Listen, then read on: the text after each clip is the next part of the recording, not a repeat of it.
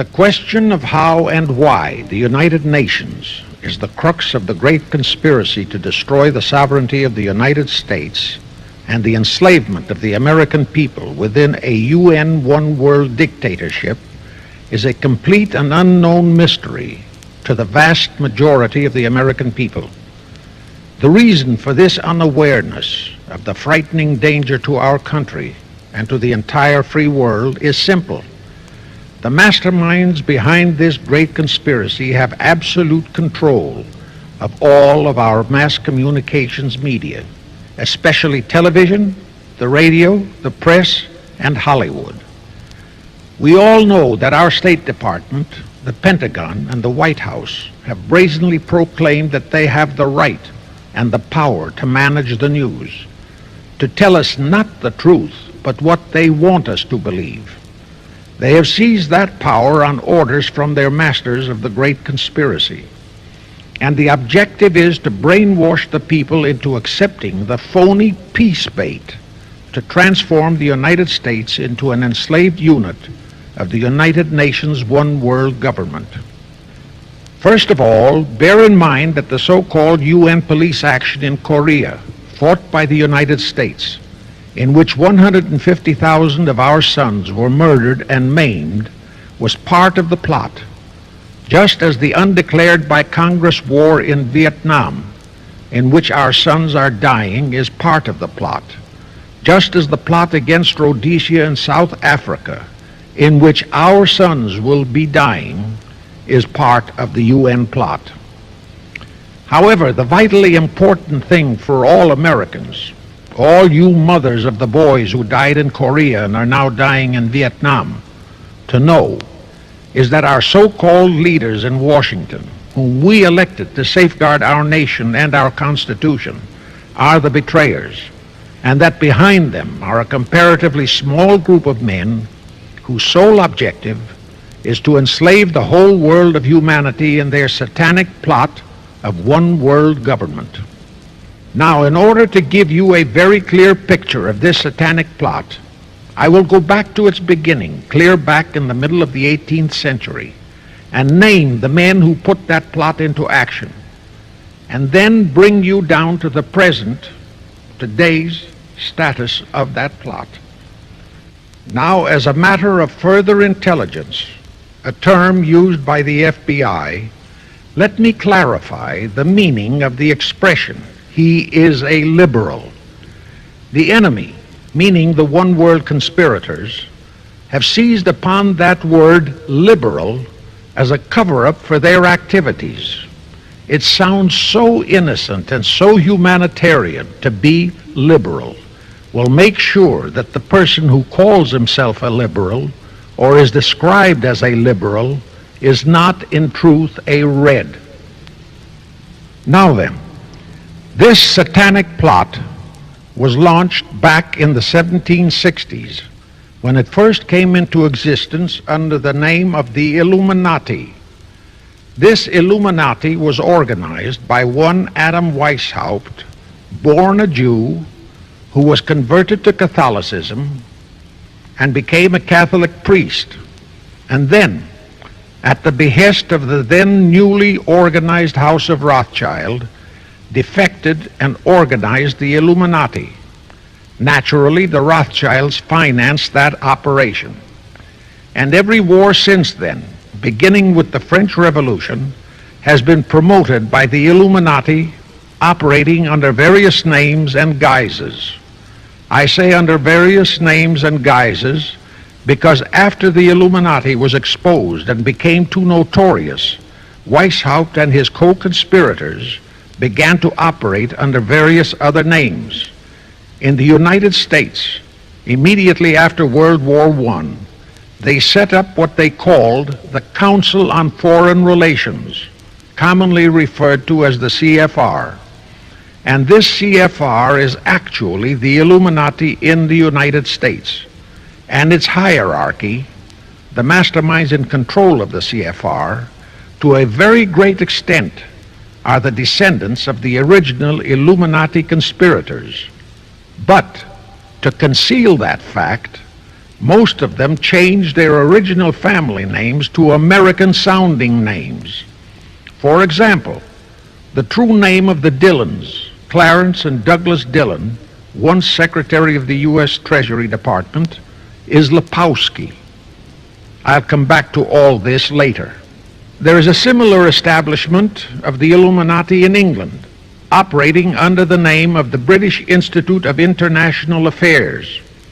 There are similar secret Illuminati organizations in France, Germany, and other nations operating under different names. And all these organizations, including the C.F.R., continuously set up numerous subsidiary or front organizations that are infiltrated into every phase of the various nations' affairs. But at all times, the operations of these organizations were and are masterminded and controlled by the internationalist bankers, who in turn were and are controlled by the Rothschilds. The details of how they accomplished the setting up of the CFR in the United States, as also in the other nations, are far too voluminous to be described in this dissertation. But you can find it complete in News Bulletin number 122, entitled UN is Spawn of the Illuminati, and News Bulletin number 123, entitled CFR Completely Unmasked as Illuminati. Both are published by the Cinema Educational Guild, Post Office Box 46205, Hollywood, California. You can get them for 50 cents per copy by writing to that address. Those news bulletins reveal the names of the original founders of the Illuminati and the Americanized names of their descendants in the present CFR. Now I'll go back to the activities of the original Illuminati conspirators.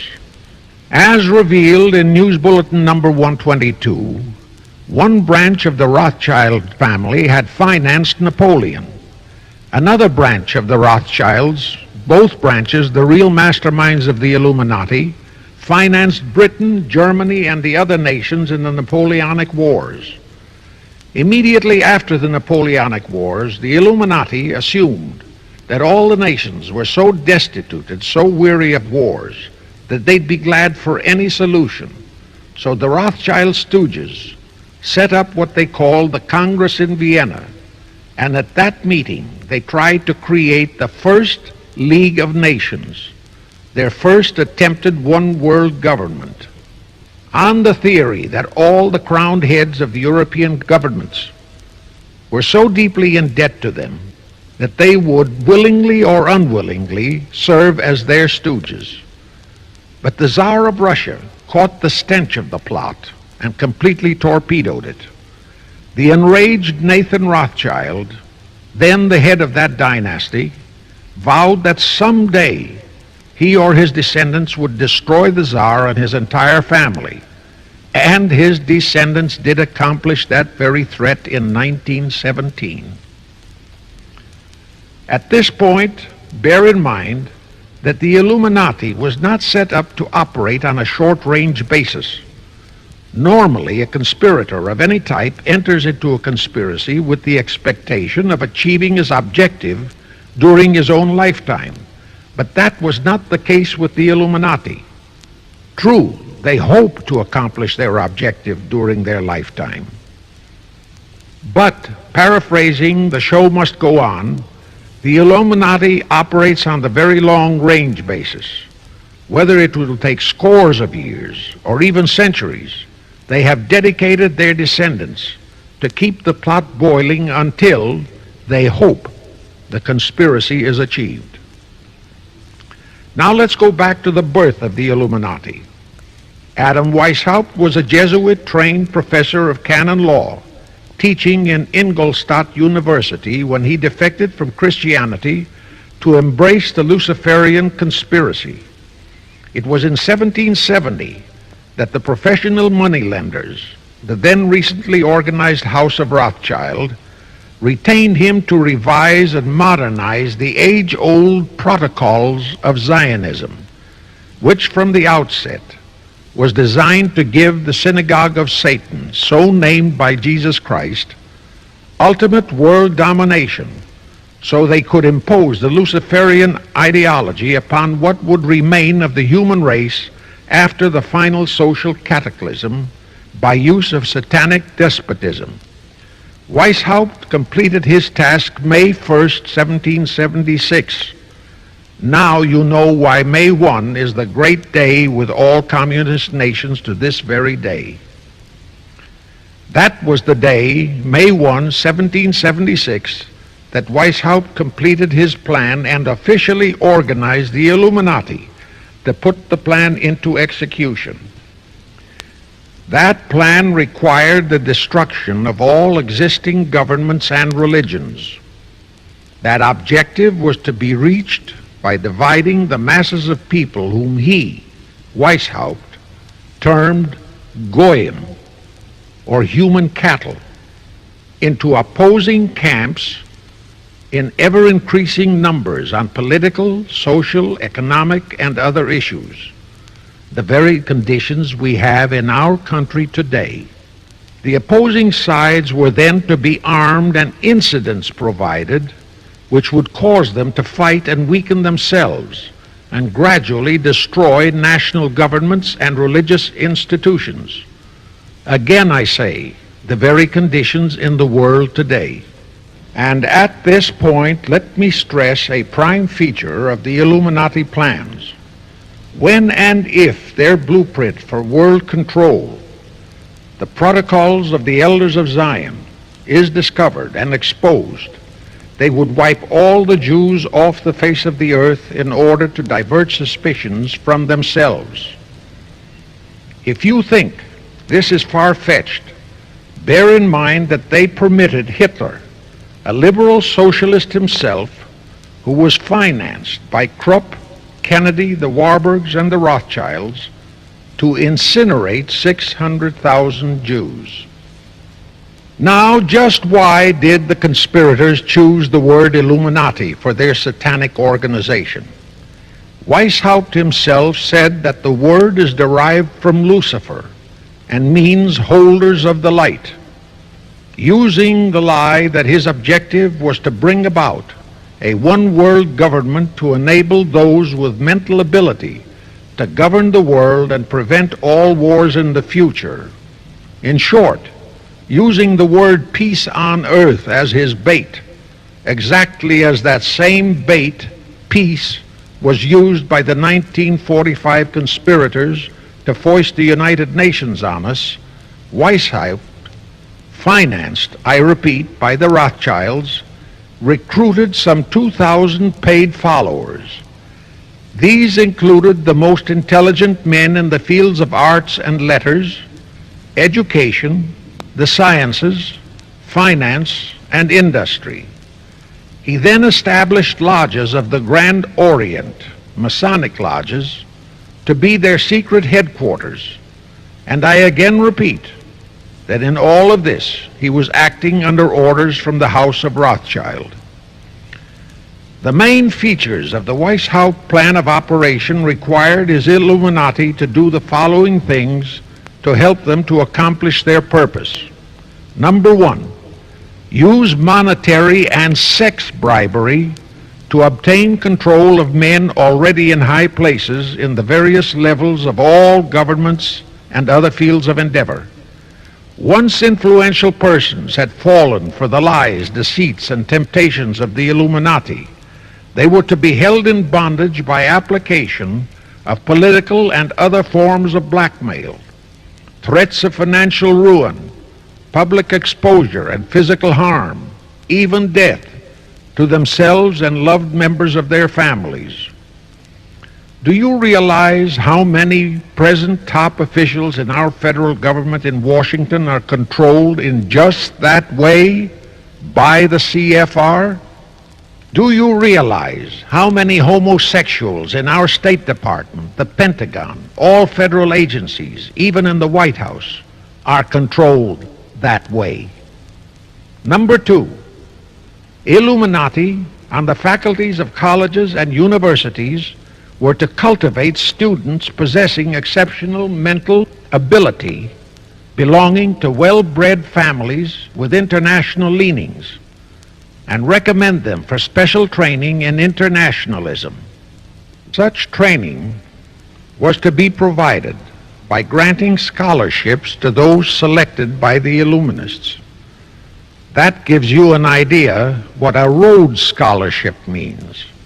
It means indoctrination into accepting the idea that only a one-world government can put an end to recurring wars and strife.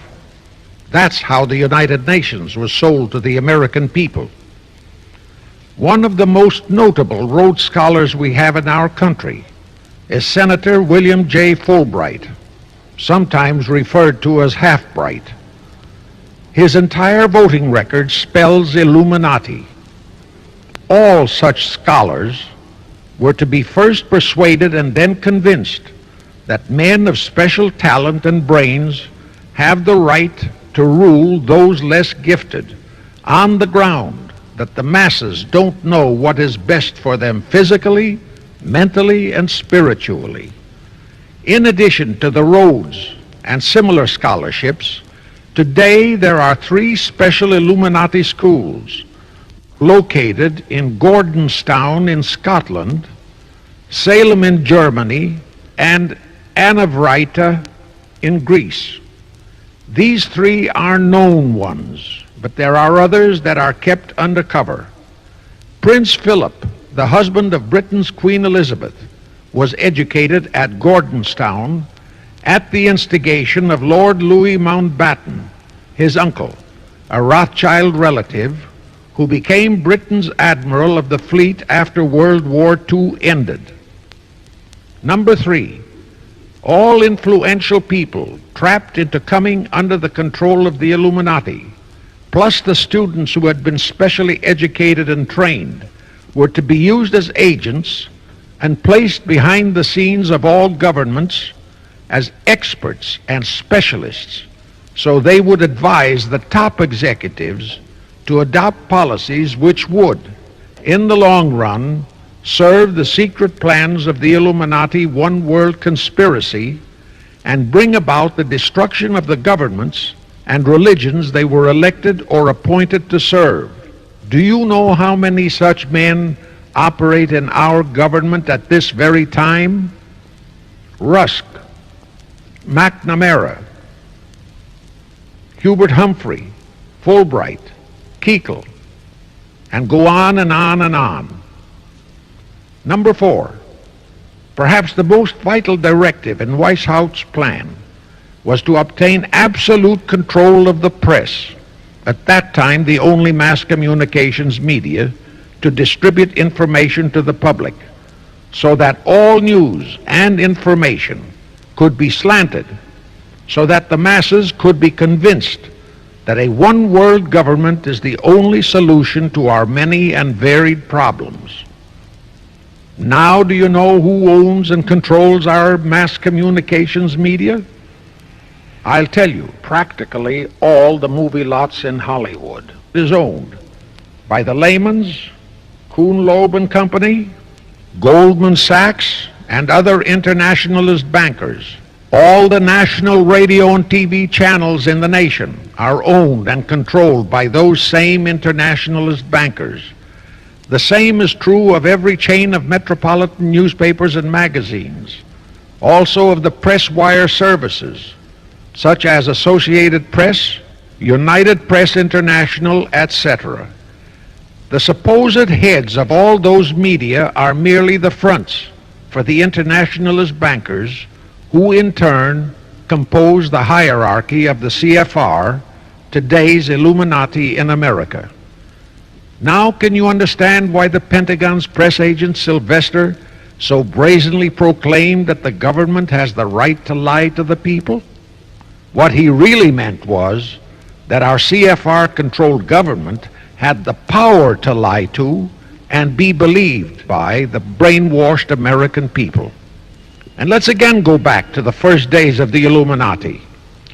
Because Britain and France were the 2 greatest world powers in the late years of the 18th century, Weishaupt ordered the Illuminati to foment the colonial wars, including our Revolutionary War, to weaken the British Empire, and organize the French Revolution to destroy the French Empire. He scheduled the French Revolution to start in 1789. However, in 1784, a true act of God placed the Bavarian government in possession of evidence which proved the existence of the Illuminati, and that evidence could have saved France if they, the French government, hadn't refused to believe it. Here is how that act of God happened. It was in 1874 that Weishaupt issued his orders for the French Revolution. A German writer named Zwack put it into book form. It contained the entire Illuminati story and Weishaupt's plans. A copy of this book was sent to the Illuminists in France, headed by Robespierre, whom Weishaupt had delegated to foment the French Revolution. The courier was struck and killed by lightning as he rode through Raleston on his way from Frankfurt to Paris. The police found the subversive documents on his body and turned them over to the proper authorities.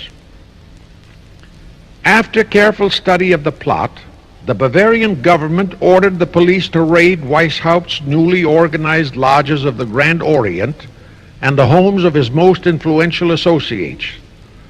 All additional evidence thus discovered convinced the authorities the documents were genuine copies of the conspiracy by which the Illuminati planned to use wars and revolutions to bring about the establishment of a one-world government, the powers of which they, headed by the Rothschilds, intended to usurp as soon as it was established, exactly in line with the United Nations plot of today. In 1785, the Bavarian government outlawed the Illuminati and closed the lodges of the Grand Orient. In 1786, they published all the details of the conspiracy. The English title of that publication is The Original Writings of the Order and Sect of the Illuminati. Copies of the entire conspiracy were sent to all the heads of church and state in Europe. But the power of the Illuminati, which was actually the power of the Rothschilds, was so great that this warning was ignored. Nevertheless, Illuminati became a dirty word, and it went underground.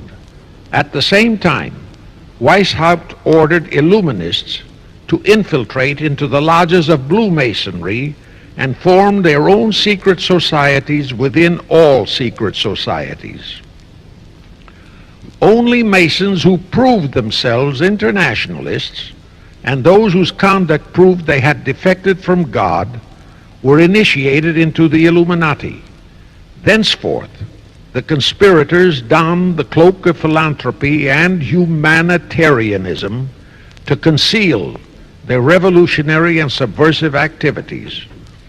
In order to infiltrate into Masonic lodges in Britain, Weishaupt invited John Robison over to Europe. Robison was a high-degree Mason in the Scottish Rite. He was a professor of natural philosophy at Edinburgh University and secretary of the Royal Society of Edinburgh.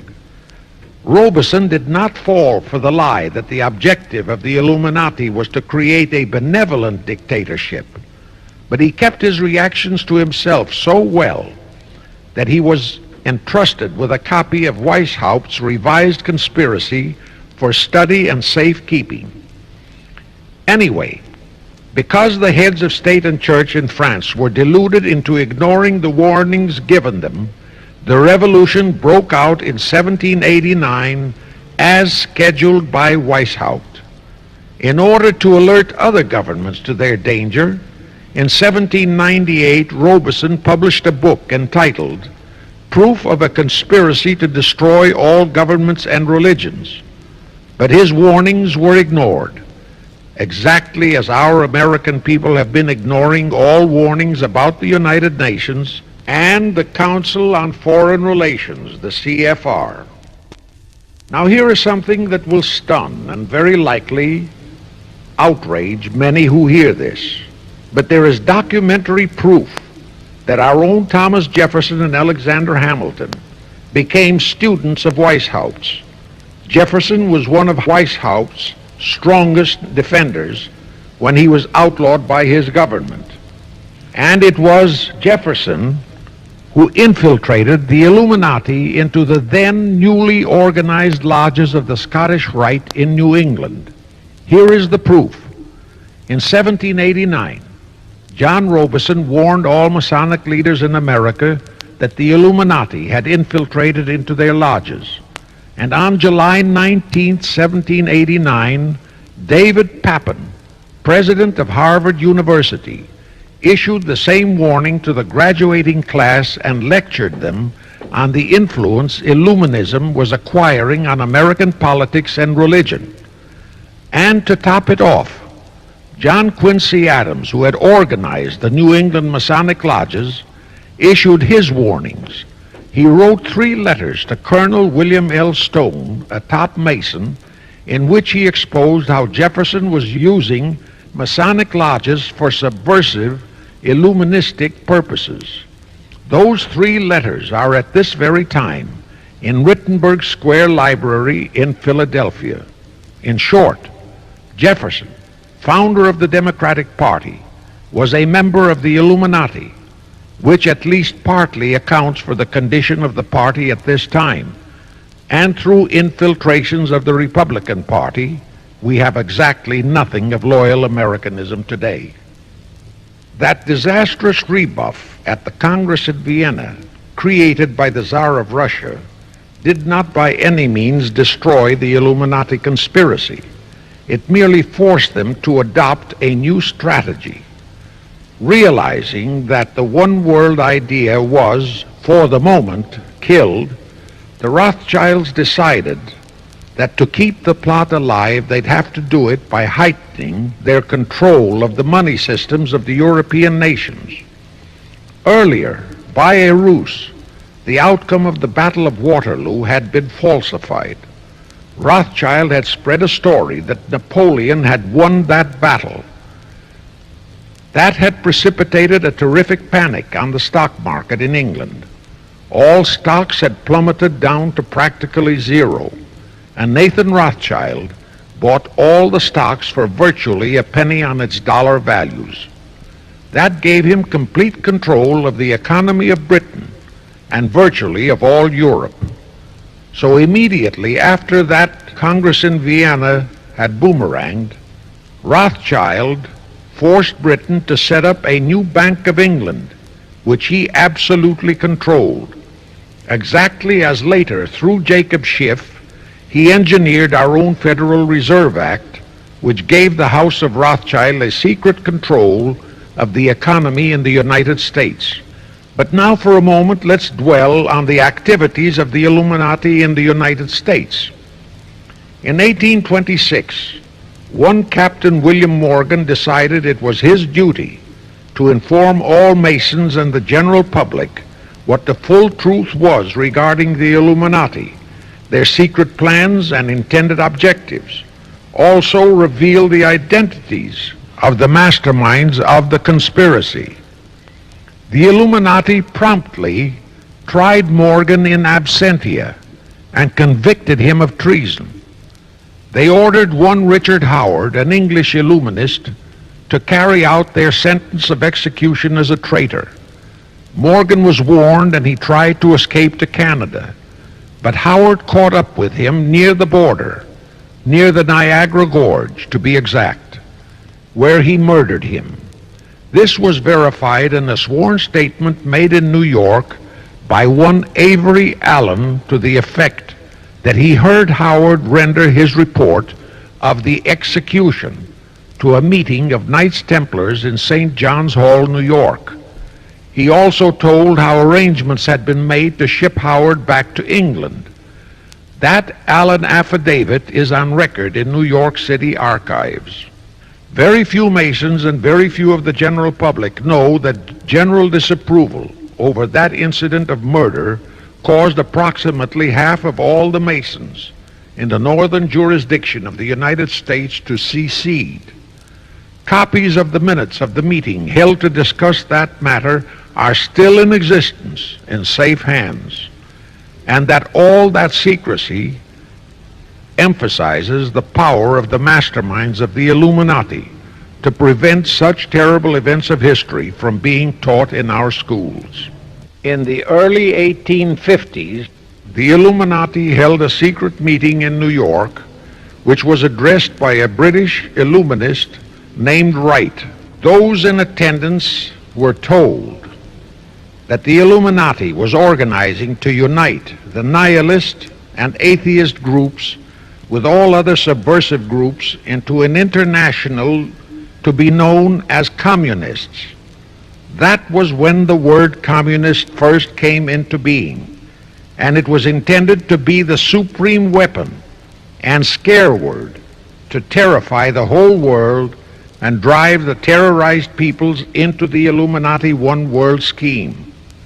This scheme, communism, was to be used to enable the Illuminati to foment future wars and revolutions. Clinton Roosevelt, a direct ancestor of Franklin Roosevelt, Horace Greeley and Charles Dana, foremost newspaper publishers of that time, were appointed to head a committee to raise funds for the new venture. Of course, most of the funds were provided by the Rothschilds.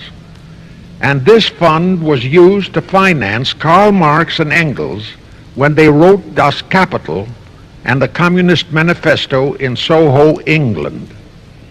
And this clearly reveals that communism is not a so-called ideology, but a secret weapon, a bogeyman word to serve the purpose of the Illuminati. Weishaupt died in 1830. But prior to his death, he prepared a revised version of the age-old conspiracy, the Illuminati, which, under various aliases, was to organize, finance, direct, and control all international organizations and groups by working their agents into executive positions at the top. In the United States, we have Woodrow Wilson, Franklin Roosevelt, Jack Kennedy, Johnson, Rusk, McNamara, Fulbright, etc. as prime examples. In addition, while Karl Marx was writing the Communist Manifesto under the direction of one group of Illuminists, Professor Karl Ritter of Frankfurt University was writing the antithesis under direction of another group.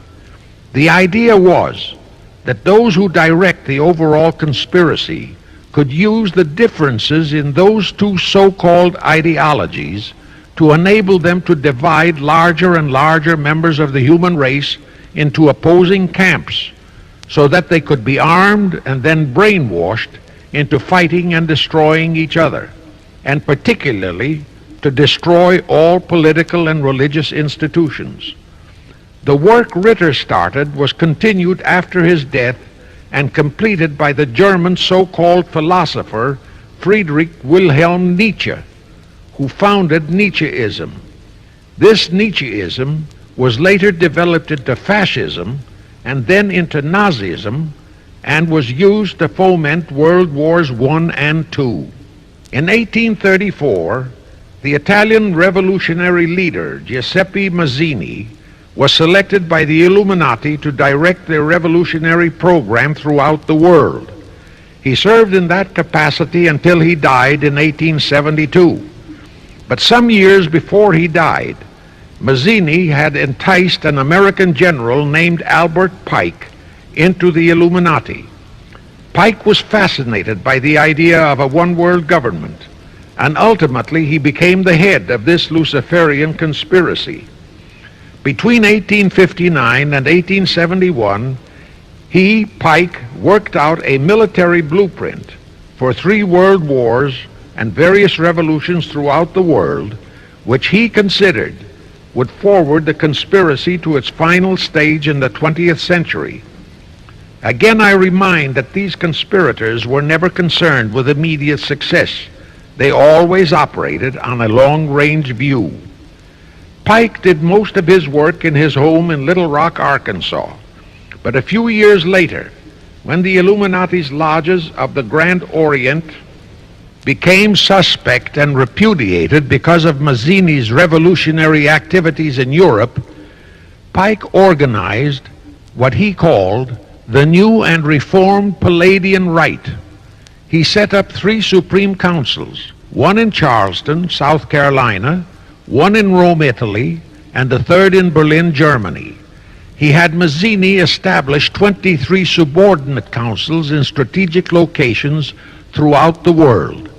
These have been the secret headquarters of the world revolutionary movement ever since.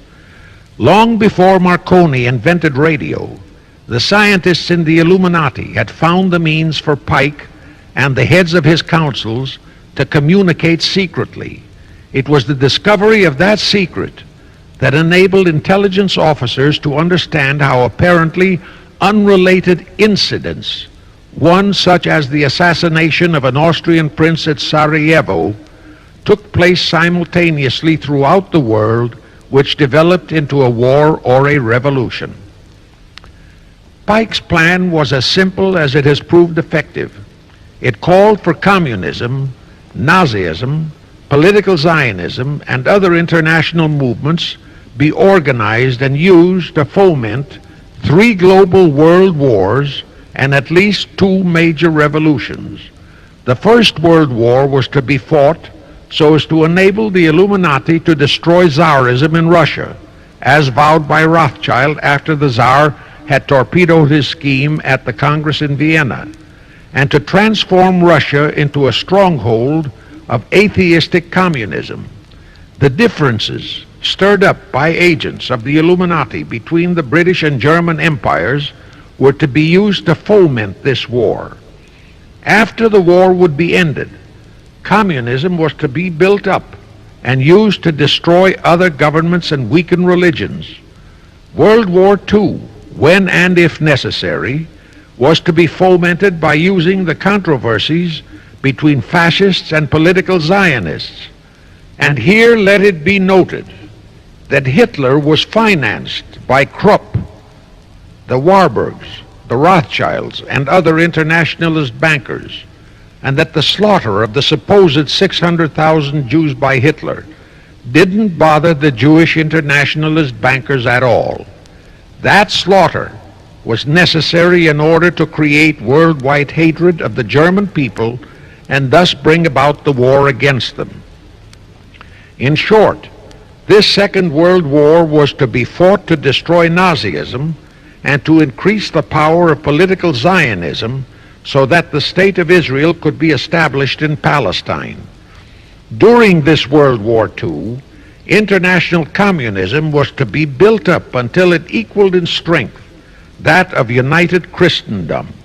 When it reached that point, it was to be contained and kept in check until required for the final social cataclysm.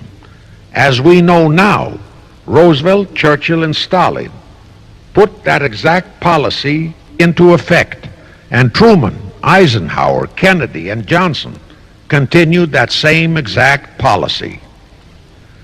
World War III is to be fomented by using the so-called controversies the agents of the Illuminati, operating under whatever new name, are now stirring up between the political Zionists and the leaders of the Muslim world.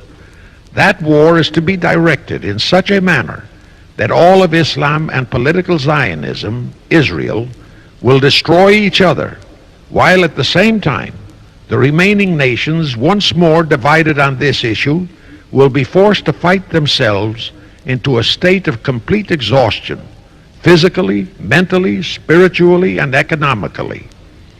Now, can any thinking person doubt that the intrigue now going on in the Near, Middle, and Far East is designed to accomplish that satanic objective?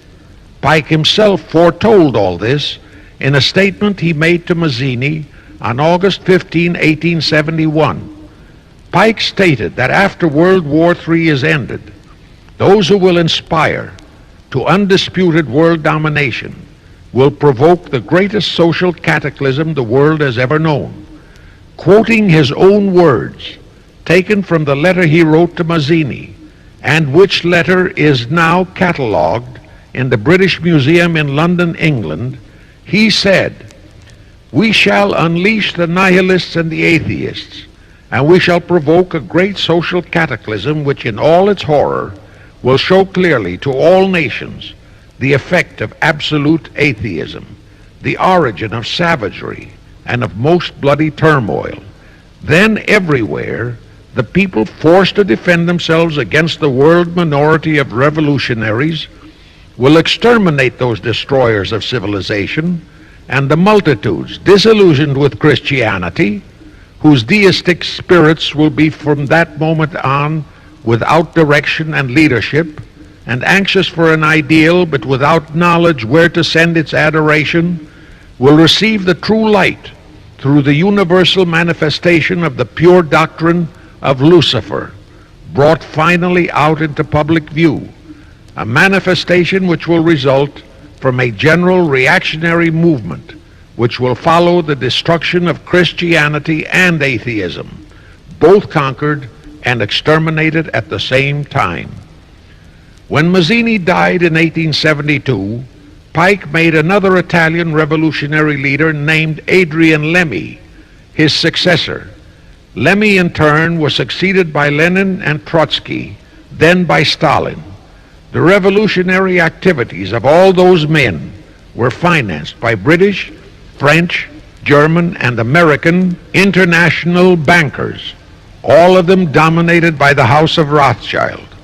We are supposed to believe that the international bankers of today, like the money changers of Christ's day, are only the tools or agents of the great conspiracy, but actually they are the masterminds behind all of it. While the general public has been brainwashed by all the mass communications media into believing that communism is a movement of the so-called workers, the actual fact is that both British and American intelligence officers have authentic documentary evidence that international liberals operating through their international banking houses, particularly the House of Rothschild, have financed both sides in every war and revolution since 1776. Those who today comprise the conspiracy, the CFR in the United States, direct our governments, whom they hold in usury through such methods as the Federal Reserve System in America, to fight wars such as Vietnam, created by the United Nations, so as to further Pike's Illuminati plans to bring the world to that stage of the conspiracy when atheistic communism and the whole of Christianity can be forced into an all-out Third World War within each remaining nation, as well as on an international scale. The headquarters of the great conspiracy in the late 1700s was in Frankfurt, Germany, where the House of Rothschild had been established by Mayer Anschelm, who adopted the Rothschild name and linked together other international financiers who had literally sold their souls to the devil. After the Bavarian government's exposure in 1786, the conspirators moved their headquarters to Switzerland, then to London. Since World War II, after Jacob Schiff, the Rothschild's boy in America, died, the headquarters of the American branch has been in the Harold Pratt Building, New York, and the Rockefellers, originally protégés of Schiff, have taken over the manipulation of finances in America for the Illuminati. In the final phases of the conspiracy, the one world government will consist of the king dictator, head of the United Nations, the CFR, and a few billionaires, economists, and scientists who have proved their devotion to the great conspiracy. All others are to be integrated into a vast conglomeration of mongrelized humanity, actually slaves.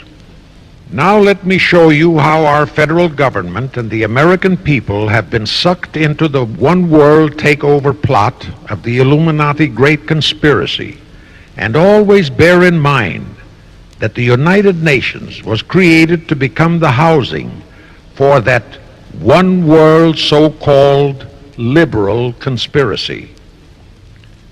The real foundations of the plot for the takeover of the United States were laid during the period of our Civil War. Not that Weishaupt and the earlier masterminds had ever overlooked the New World. As I have previously indicated, Weishaupt had his agents planted over here as far back as the Revolutionary War. But George Washington was more than a match for them. It was during the Civil War that the conspirators launched their first concrete efforts. We know that Judah Benjamin, chief advisor of Jefferson Davis, was a Rothschild agent. We also know that there were Rothschild agents planted in Abraham Lincoln's cabinet who tried to sell him into a financial dealing with the House of Rothschild. But old Abe saw through the scheme and bluntly rejected it, thereby incurring the undying enmity of the Rothschilds, exactly as the Russian Tsar did when he torpedoed their first League of Nations at the Congress in Vienna. Investigation of the assassination of Lincoln revealed that the assassin, Booth, was a member of a secret conspiratorial group. Because there were a number of highly important government officials involved, the name of the group was never revealed, and it became a mystery, exactly as the assassination of Jack Kennedy still is a mystery.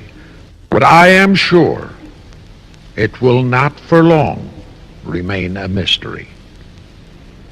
Anyway, the ending of the Civil War destroyed, temporarily, all chances of the House of Rothschild to get a clutch on our money system, such as they had acquired in Britain and other nations in Europe. I say temporarily because the Rothschilds and the masterminds of the conspiracy never quit. So they had to start from scratch, but they lost no time in getting started. Shortly after the Civil War, a young immigrant who called himself Jacob H. Schiff arrived in New York. Jacob was a young man with a mission for the House of Rothschild. Jacob was the son of a rabbi, born in one of Rothschild's houses in Frankfurt, Germany. I won't go deeply into his background. The important point is that Rothschild recognized in him not only a potential money wizard, but more important, he also saw the latent Machiavellian qualities in Jacob that could, as it did, make him an invaluable functionary in the great one-world conspiracy. After a comparatively brief training period in the Rothschilds' London bank, Jacob left for America with instructions to buy into a banking house, which was to be the springboard to acquire control of the money system of the United States. Actually, Jacob came here to carry out 4 specific assignments. Number 1, and most important, was to acquire control of America's money system.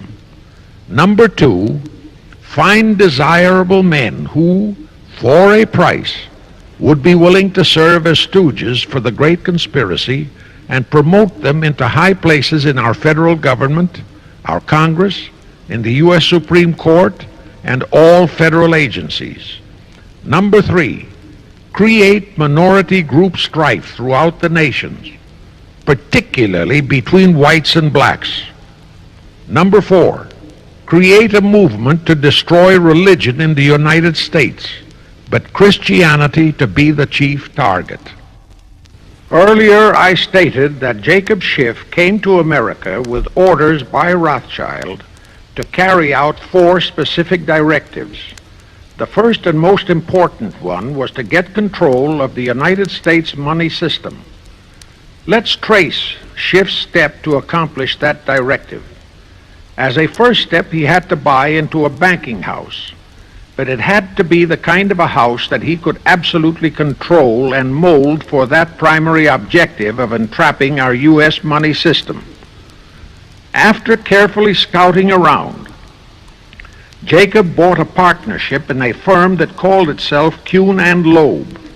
Like Schiff, Kuhn and Loeb were immigrants from German Jewish ghettos. They came to the United States in the mid-1840s, Both started their business careers as itinerant pack peddlers. In the early 1850s, they pooled their interests and set up a merchandising store in Lafayette, Indiana, under the firm name of Kuhn and Loeb, servicing the covered wagon settlers on their way west.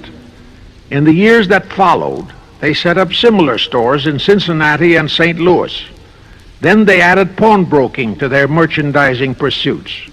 From that to money lending was a short and quick step.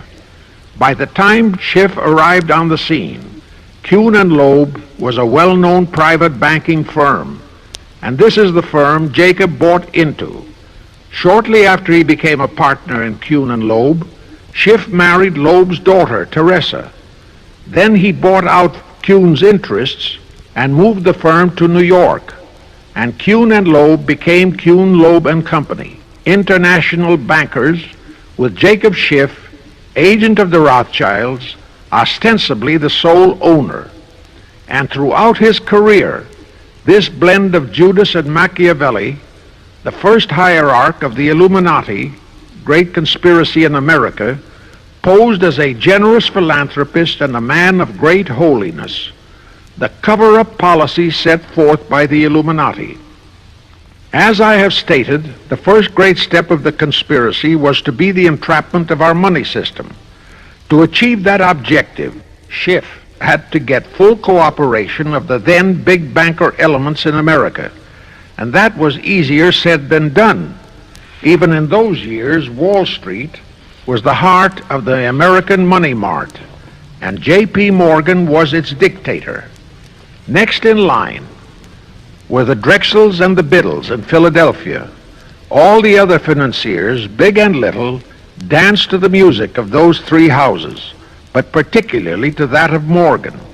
All of those three were proud, haughty, arrogant potentates. For the first few years they viewed the little bewhiskered man from the German ghettos with utter contempt. But Jacob knew how to overcome that. He threw a few Rothschild bones to them, said bones being distribution in America of desirable European stock and bond issues. Then he discovered he had a still more potent weapon in his hands in the following. It was in the decades following our Civil War that our industries began to burgeon. We had great railroads to build. The oil, mining, steel, textile industries were bursting out of their swaddling clothes. All that called for vast financing. Much of that financing had to come from abroad. That meant the House of Rothschild, and that was when Schiff came into his own. He played a very crafty game. He became the patron saint of John D. Rockefeller, Edward R. Harriman, and Andrew Carnegie. He financed the Standard Oil Company for Rocky, the railroad empire for Harriman, and the steel empire for Carnegie. But instead of hogging all the other industries for Kuhn, Loeb and Company, he opened the doors of the House of Rothschild to Morgan, Biddle, and Drexel. In turn, Rothschild arranged the setting up of London, Paris, European, and other branches for those three, but always in partnerships with Rothschild subordinates. And Rothschild made it very clear to all those men that Schiff was to be the boss in New York. Thus, at the turn of the century, Schiff had a tight control of the entire banking fraternity on Wall Street, which by then, with Schiff's help, included Lehman Brothers, Goldman Sachs, and other internationalist banks, headed by men chosen by the Rothschilds. In short, that meant control of the nation's money powers, and he was then ready for the giant step, the entrapment of our national money system. Now, under our Constitution, all control of our money system is vested solely in our Congress. Schiff's next important step was to seduce our Congress to betray that constitutional edict by surrendering that control to the hierarchy of the Illuminati's great conspiracy. In order to legalize that surrender and thus make the people powerless to resist it, it would be necessary to have Congress enact special legislation. To accomplish that, Schiff would have to infiltrate stooges into both houses of Congress, stooges powerful enough to railroad Congress into passing such legislation. Equally, or even more important, he would have to plant a stooge in the White House, a president without integrity and without scruples, who would sign that legislation into law. To accomplish that, he had to get control of either the Republican or the Democratic Party. The Democratic Party was the more vulnerable. It was the hungrier of the two parties. Except for Grover Cleveland, the Democrats had been unable to land one of their men in the White House since before the Civil War. There were two reasons for that. Number one, poverty of the party. Number two, there were considerably more Republican-minded voters than Democrats. The poverty matter was not a great problem, but the voter problem was a different story. But as I previously said, Schiff was a smart cookie. Here is the atrocious and murderous method he employed to solve that voter problem. His solution emphasizes how very little the Jewish internationalist bankers care about their own racial brethren, as you shall see. Suddenly, around 1890, there broke out a nationwide series of pogroms in Russia. Many, many thousands of innocent Jews, men, women, and children, were slaughtered by the Cossacks and other peasants. Similar pogroms with similar slaughter of innocent Jews broke out in Poland, Romania, and Bulgaria. All those pogroms were fomented by Rothschild agents. As a result, Jewish terrified refugees from all those nations swarmed into the United States, and that continued throughout the next 2 or 3 decades because the pogroms were continuous through all those years. All those refugees were aided by self-styled humanitarian committees set up by Schiff, the Rothschilds, and all the Rothschild affiliates. In the main, the refugees streamed into New York, but the Schiff-Rothschild humanitarian committees found ways to shuffle many of them into other large cities, such as Chicago, Boston, Philadelphia, Detroit, Los Angeles, etc. All of them were quickly transformed into naturalized citizens and educated to register as Democrats. Thus, all of that so-called minority group became solid Democratic voter blocs in their communities, all controlled and maneuvered by their so-called benefactors. And shortly after the turn of the century, they became vital factors in the political life of our nation. That was one of the methods Schiff employed to plant men like Nelson Aldrich in our Senate and Woodrow Wilson in the White House. At this point, let me remind you of another of the important jobs that was assigned to Schiff when he was dispatched to America. I refer to the job of destroying the unity of the American people by creating minority group and racial strife. By the pogrom-driven Jewish refugees into America, Schiff was creating one ready-made minority group for that purpose. But the Jewish people as a whole, made fearful by the pogroms, could not be depended upon to create the violence necessary to destroy the unity of the American people.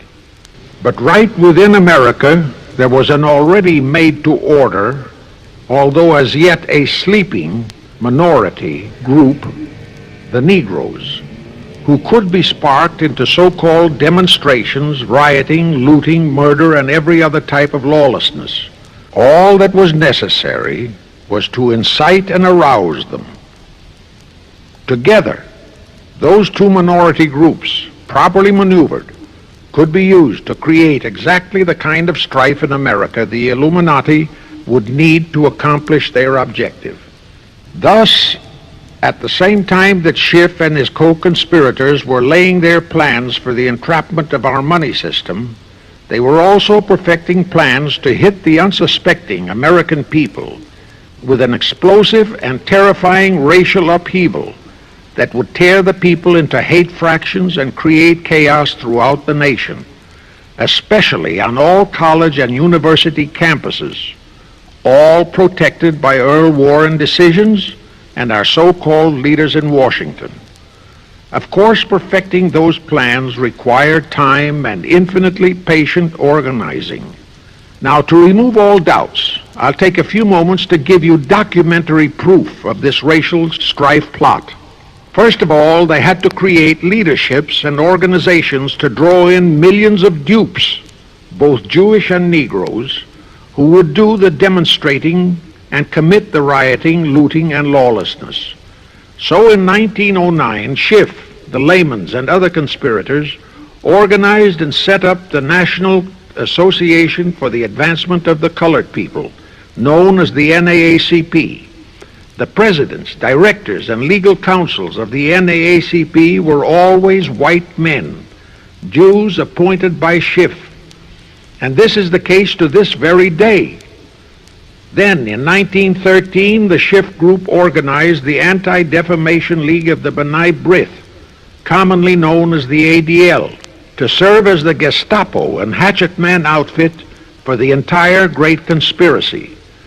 Today, this sinister ADL maintains over 2,000 agencies in all parts of the country, and they advise and completely control every action of the NAACP, CORE, of the Urban League, of all the other so-called Negro civil rights organizations throughout the nation, including such leaders as Martin Lucifer King, Stokely Carmichael, Bayard Rustin, and others of that ilk.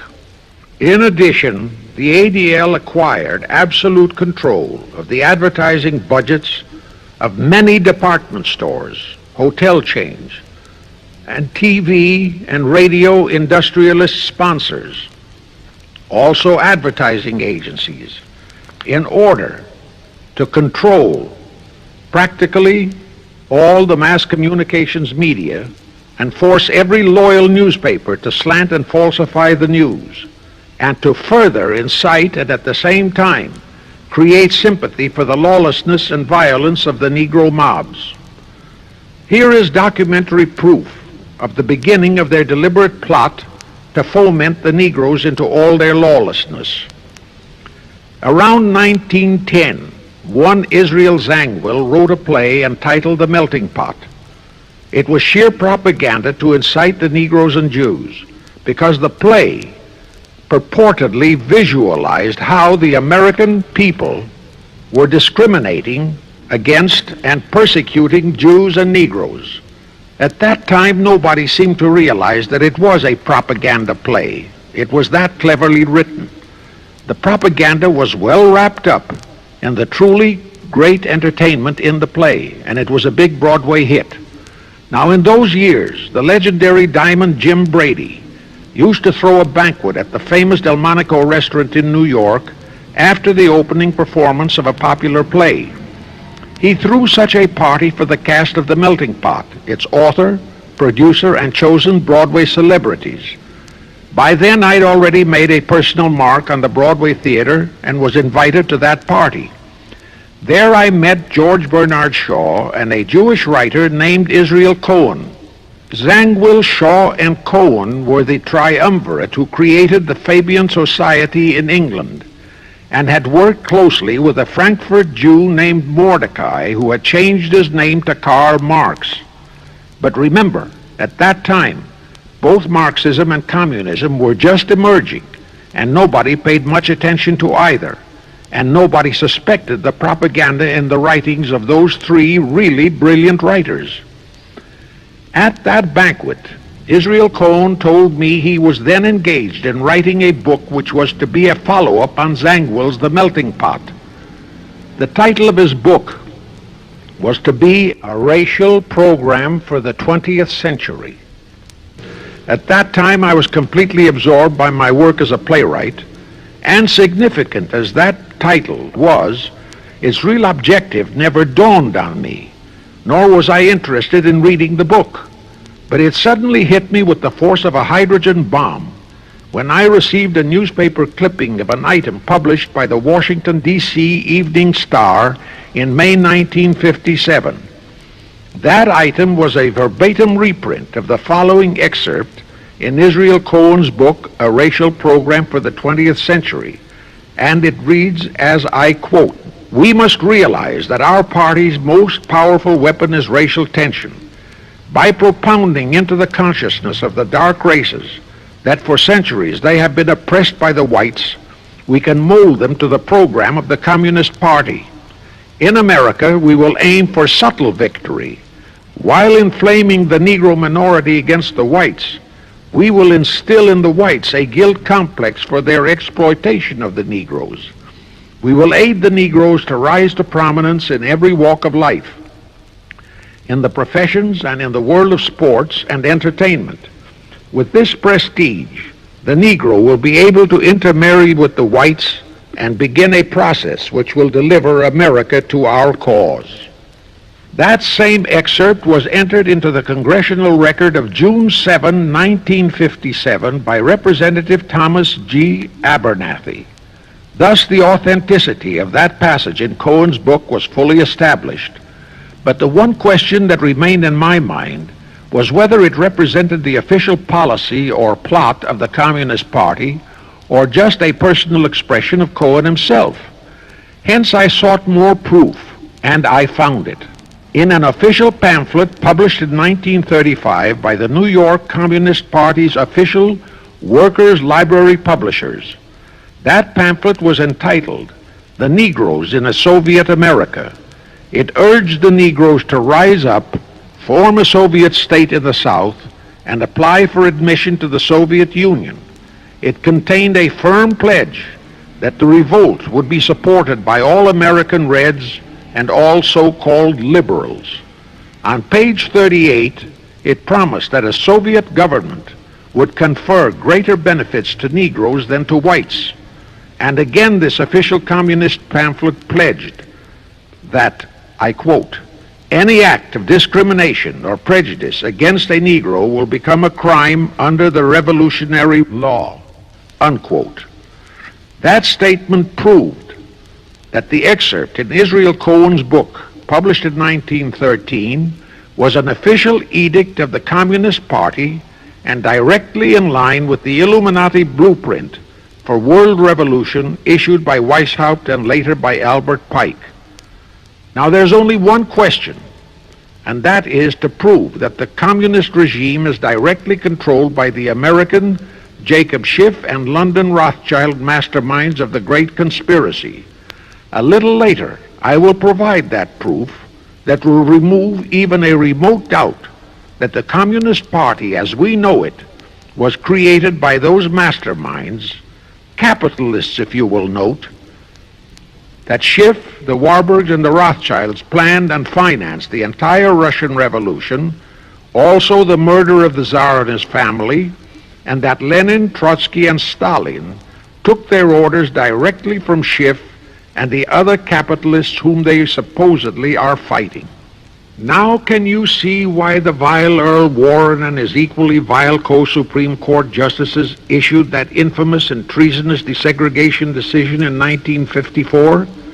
It was to aid and abet the plot of the Illuminati conspirators to create tension and strife between Negroes and whites. Can you see why the same Earl Warren issued his decision prohibiting Christian prayers and Christmas carols in our schools? It was done to destroy Christianity. Can you see why Eisenhower, despite all the rigid constitutional prohibitions, sent federal troops into a southern state to enforce the desegregation decision? Why Kennedy did likewise? And can you see why Johnson and 66 senators, despite the protests of 90% of the American people, voted for the Consular Treaty, which opens our entire country to Russian spies and saboteurs? All those 66 senators are 20th century Benedict Arnolds.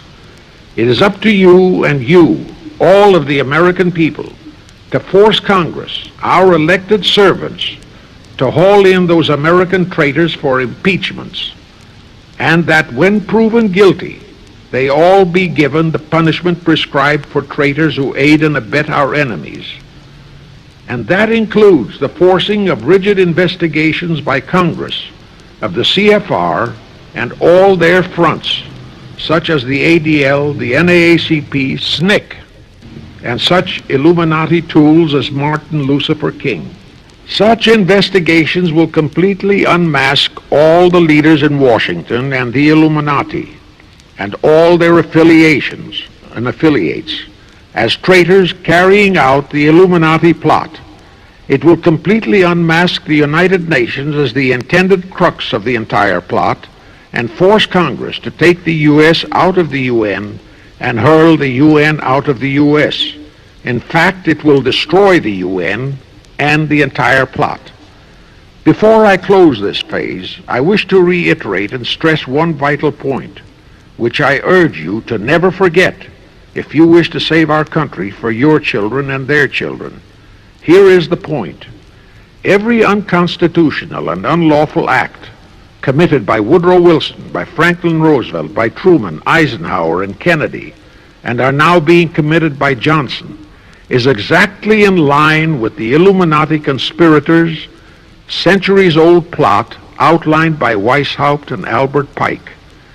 Every vicious decision issued by the traitorous Earl Warren and his equally traitorous Supreme Court justices was directly in line with what the Illuminati blueprint required. That all the treason committed by our State Department under Rusk and earlier by John Foster Dulles and Marshall, also all the treason committed by McNamara and his predecessors, is directly in line with that same Illuminati blueprint for the takeover of the world.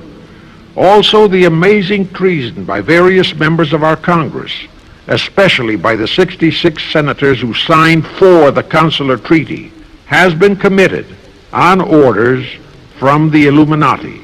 Now I will go back to Jacob Schiff's entrapment of our money system and the treasonous actions that followed.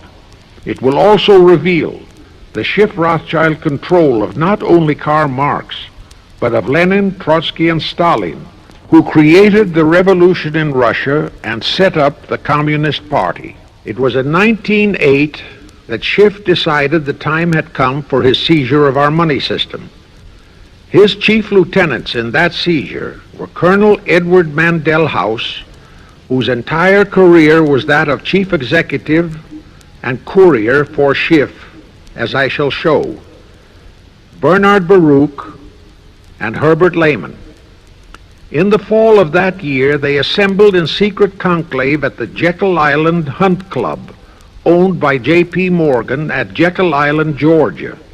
Among those present were J.P. Morgan, John D. Rockefeller, Colonel House, Senator Nelson Aldrich, Schiff, Stillman and Vanderlip of the New York National City Bank, W.N.J. Seligman, Eugene Meyer, Bernard Baruch, Herbert Lehman, Paul Warburg, in short, all of the international bankers in America, all of them members of the hierarchy of the Illuminati's great conspiracy. A week later, they emerged with what they called the Federal Reserve System. Senator Aldrich was the stooge who was to railroad it through Congress. But they held that railroading in abeyance for one chief reason. They would first have to plant their man, an obedient stooge, in the White House to sign the Federal Reserve Act into law.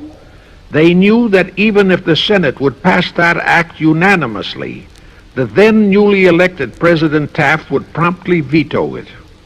So they waited. In 1912, their man, Woodrow Wilson, was elected to the presidency. Immediately after Wilson was inaugurated, Senator Aldrich railroaded the Federal Reserve Act through both houses of Congress, and Wilson promptly signed it, and the Federal Reserve Act became law. That heinous act of treason was committed in December 23, 1913, 2 days before Christmas, when all the members of Congress, except for several carefully picked representatives and 3 equally carefully picked senators, were away from Washington. How heinously treasonous was that act? I'll tell you. Our founding fathers knew full well the power of money. They knew that whoever had that power held the destiny of our nation in his hands. Therefore, they carefully guarded this power when they set forth in the Constitution that Congress, the elected representatives of the people, alone would have that power. The constitutional language on this point is brief, concise, and specific, stated in Article 1, Section 8, Paragraph 5, defining the duties and powers of Congress, and I quote, "To coin money, regulate the value thereof, and of foreign coin, and the standard of weights and measures," unquote. But on that tragic, unforgettable day of infamy, December 23, 1913, the men we sent to Washington to safeguard our interests, the representatives and senators and Woodrow Wilson, delivered the destiny of our nation into the hands of two aliens from Eastern Europe, Jacob Schiff and Paul Warburg. Warburg was a very recent immigrant who came here on orders from Rothschild for the express purpose of blueprinting that foul Federal Reserve Act. Now, the vast majority of the American people think that the Federal Reserve System is a United States government-owned agency. That is positively false.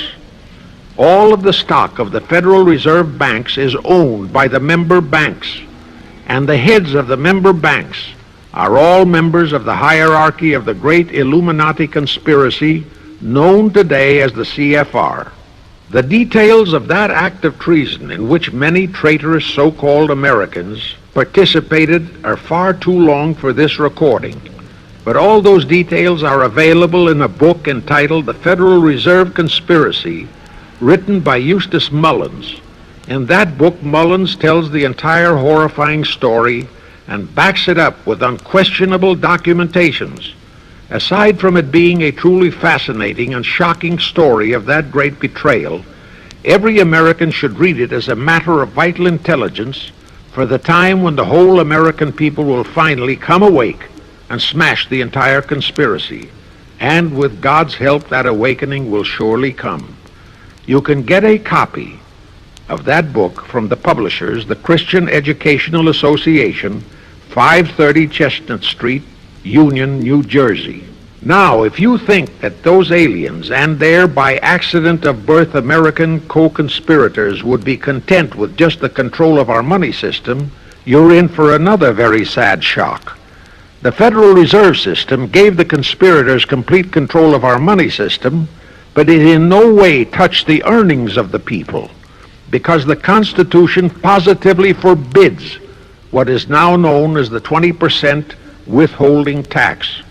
But the Illuminati blueprint for one world enslavement called for the confiscation of all private property and control of individual earning powers.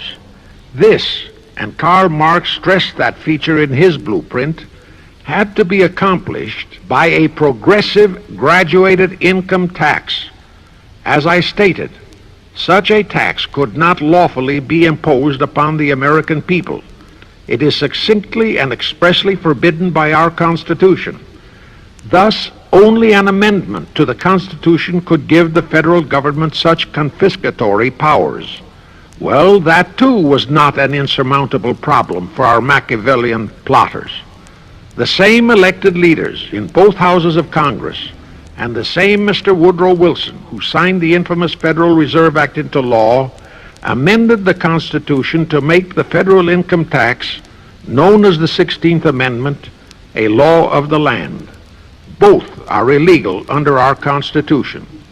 In short, the same traitors signed both betrayals, the Federal Reserve Act and the 16th Amendment, into law. However, it seems that nobody ever realized that the 16th Amendment was set up to rob, and I do mean rob, the people of their earnings via the income tax provision. The plotters didn't fully use that provision until World War II, when that great humanitarian, Franklin Roosevelt, applied a 20% withholding tax on all small wage earners and up to 90% on higher incomes. Oh, of course, he faithfully promised that it would be only for the duration of the war. But what was a promise to such a charlatan who in 1940, when he was running for his third term, kept proclaiming, I say again and again and again that I will never send American boys to fight on foreign soil. Remember? He was proclaiming that even as he was already preparing to plunge us into World War II by enticing the Japanese into that sneak attack on Pearl Harbor to furnish him with his excuse. And before I forget, let me remind you that another charlatan named Woodrow Wilson used exactly that same campaign slogan in 1916. His slogan was, "Re-elect the man who will keep your sons out of the war." Exactly the same formula, exactly the same promises. But wait, as Al Jolson used to say, you ain't heard nothing yet. That 16th Amendment income tax trap was intended to confiscate, rob, the earnings only of the common herd, you and me. It was not intended to even touch the huge incomes of the Illuminati gang, the Rockefellers, the Carnegies, the Lehmans, and all the other conspirators. So together with that 16th Amendment, they created what they called the tax-free foundations. That would enable the conspirators to transform their huge wealth into such so-called foundations and avoid payment of virtually all income taxes. The excuse for it was that the earnings of those tax-free foundations would be devoted to humanitarian philanthropy. So we now have the several Rockefeller foundations, the Carnegie Endowment Fund, the Ford Foundation, the Mellon Foundation, and hundreds of similar tax-free foundations. And what kind of philanthropy do these foundations support? Well, they finance all the civil rights groups that are creating all the chaos and rioting all over the country. They finance the Martin Lucifer Kings. The Ford Foundation finances the Center for the Study of Democratic Institutions in Santa Barbara, commonly referred to as Moscow West, and which is headed by Wonderboy Hutchins, Walter Reuther, Irwin Canham, and others of that ilk. In short, the tax-free foundation financed those who are doing the job for the Illuminati Great Conspiracy. And what are the hundreds of billions of dollars they confiscate every year from the earnings of the common herd, you and me, used for? Well, for one thing, there's the foreign aid gimmick, which gave billions to communist Tito, plus gifts of hundreds of jet planes, many of which were turned over to Castro, plus the costs of training communist pilots so that they can the better shoot down our planes, billions to Red Poland, billions to India, billions to Sukarno, billions to other enemies of the United States. That's what that treasonously railroaded 16th Amendment has done to our nation, to the American people, to you and to me, to your children and their children. Our C.F.R. Illuminati-controlled federal government can grant tax-free status to all foundations and pro-red one-world outfits, such as the Fund for the Republic. But if you, or a patriotic pro-organization, is too outspokenly pro-American, they can terrify and intimidate you by finding a misplaced comma in your income tax report and by threatening you with penalties, fines, and even prison.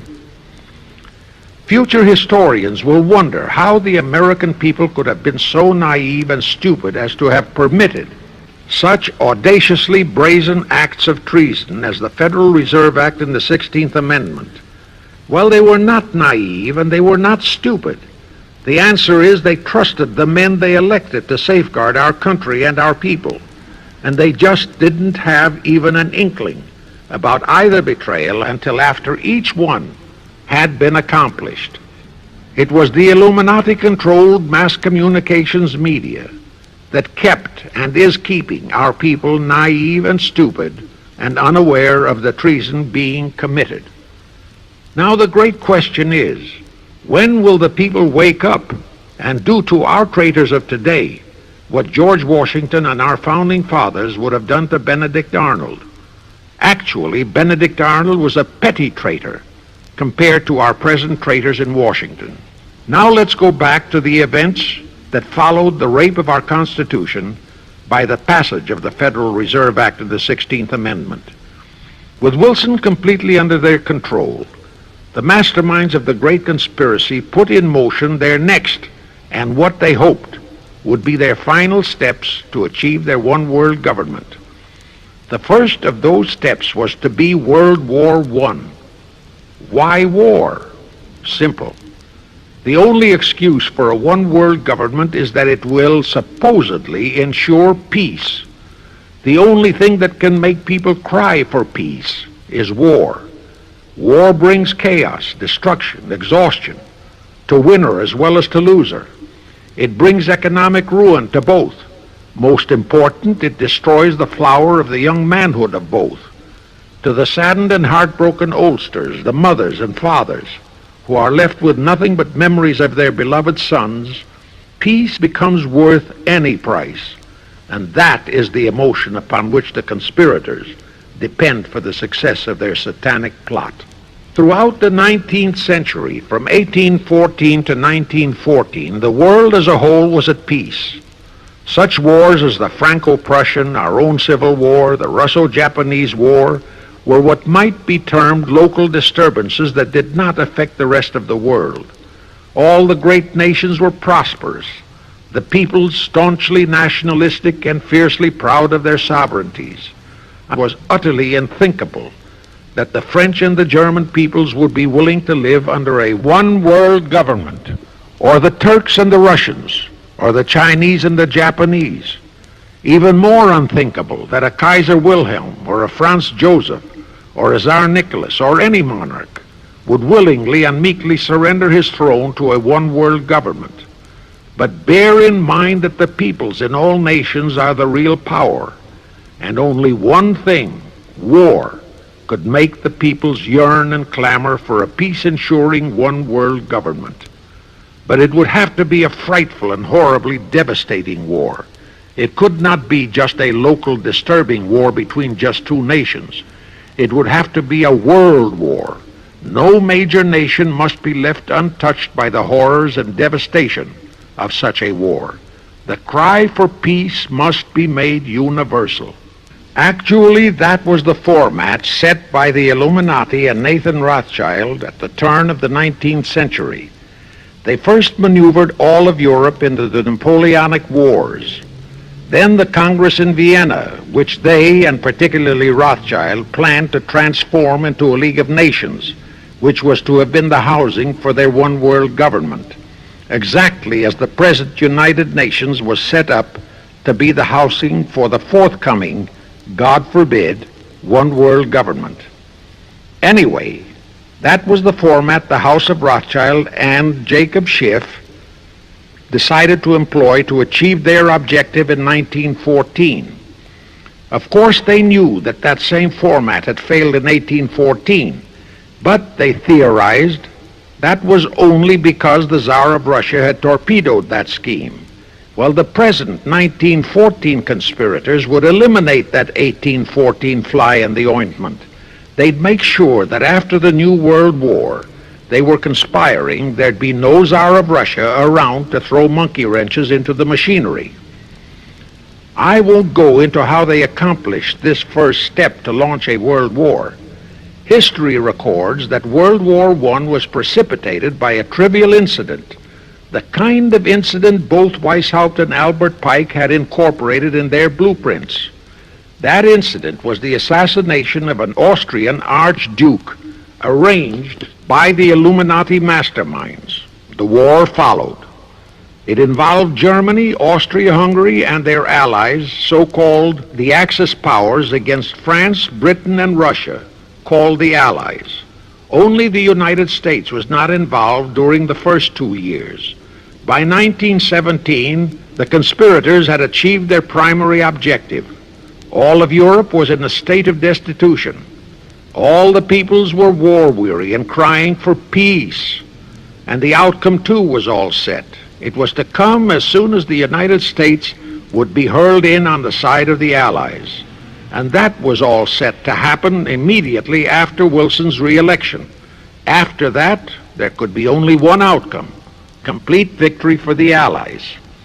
To fully confirm my statement that long before 1917, the conspiracy headed in America by Jacob Schiff had it all set to hurl the United States into that war, I will cite the proof.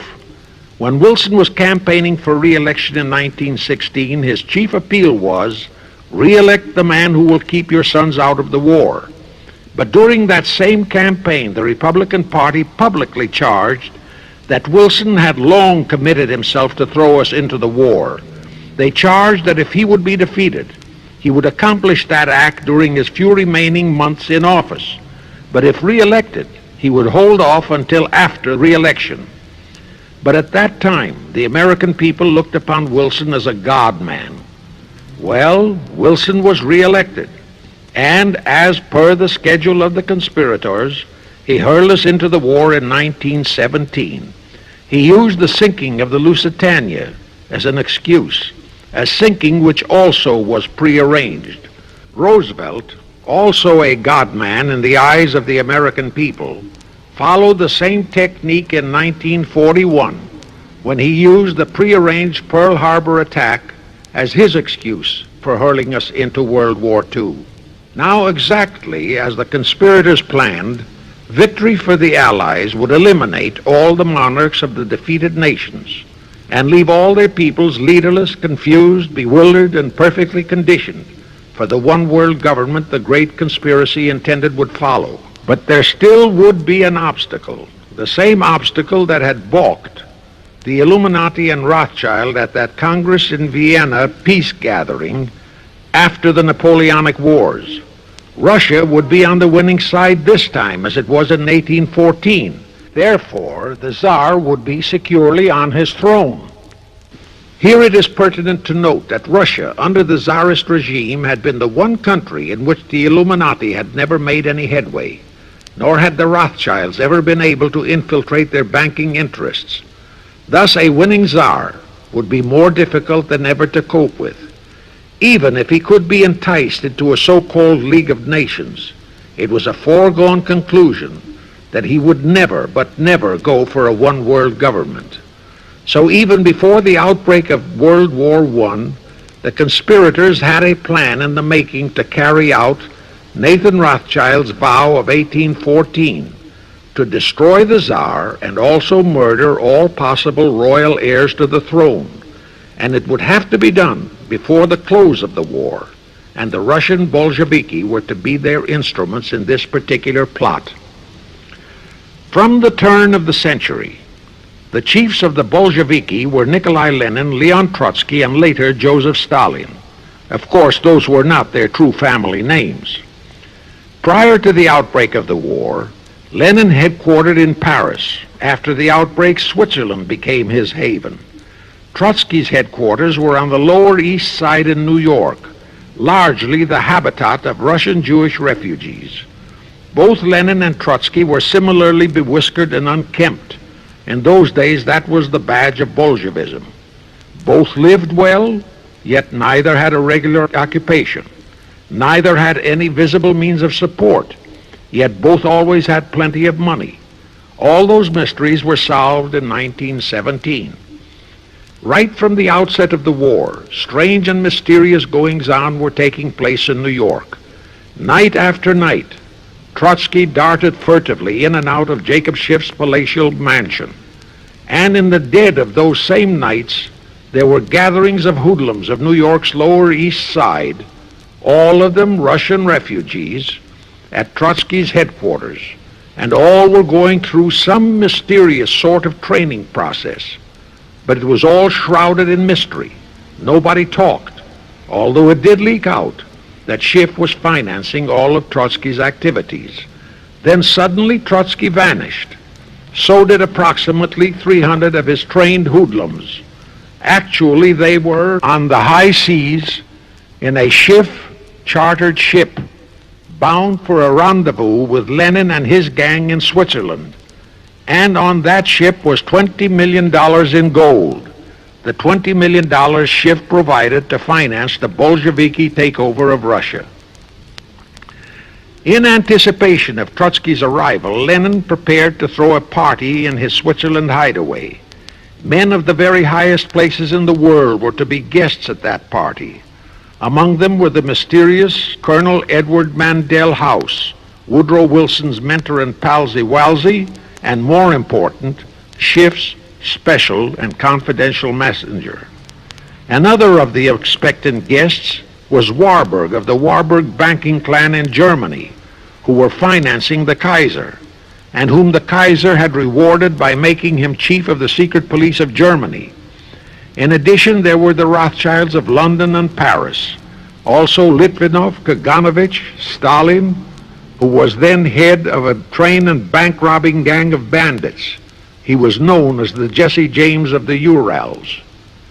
And here I must remind that England and France were then long in war with Germany, and that on February 3, 1917, Wilson had broken off all diplomatic relations with Germany. Therefore, Warburg, Colonel House, the Rothschild, and all those others were enemies.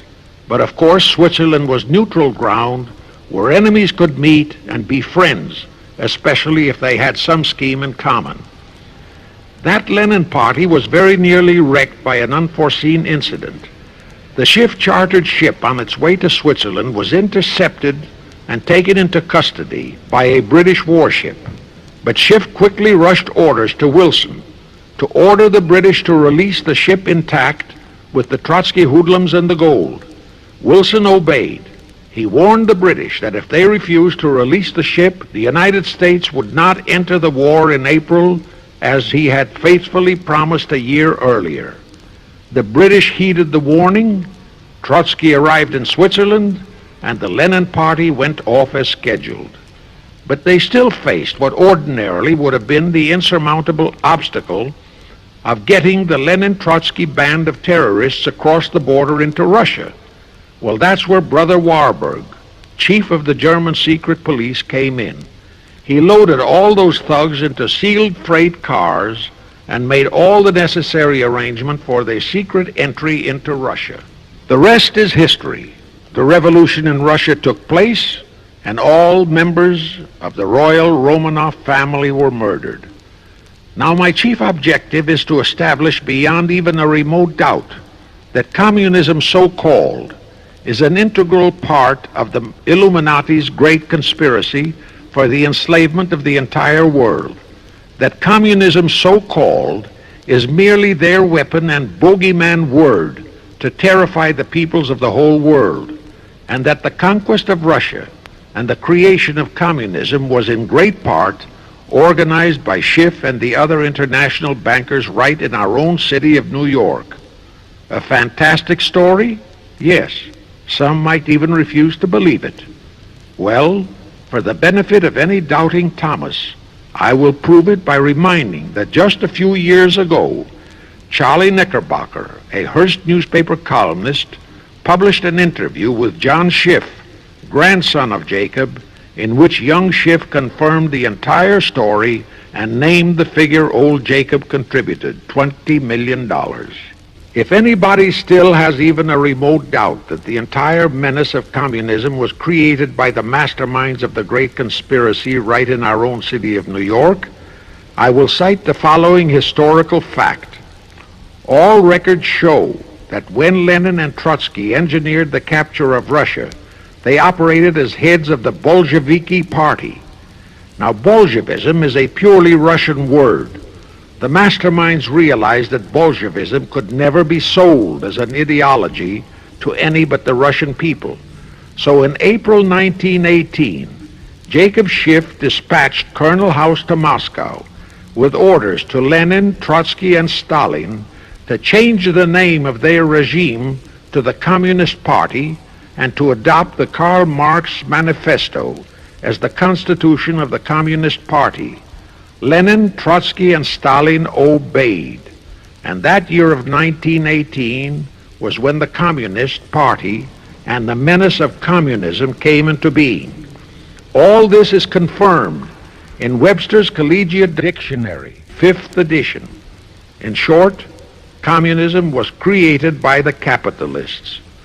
Thus, until November 11, 1918, the entire fiendish plan of the conspirators worked perfectly. All the great nations, including the United States, were war-weary, devastated, mourning their dead. Peace was the great universal desire. Thus, when it was proposed by Wilson to set up a League of Nations to ensure peace, all the great nations, with no Russian Tsar to stand in their way, jumped on that bandwagon without even stopping to read the fine print in that insurance policy. That is, all but one, the United States, the very one that Schiff and his co-conspirators least expected would balk. And that was their one fatal mistake in that early plot. You see, when Schiff planted Woodrow Wilson in the White House, the conspirators assumed that they had the United States in the proverbial bag. Wilson had been perfectly built up as a great humanitarian. He supposedly became established as a God-man with the American people.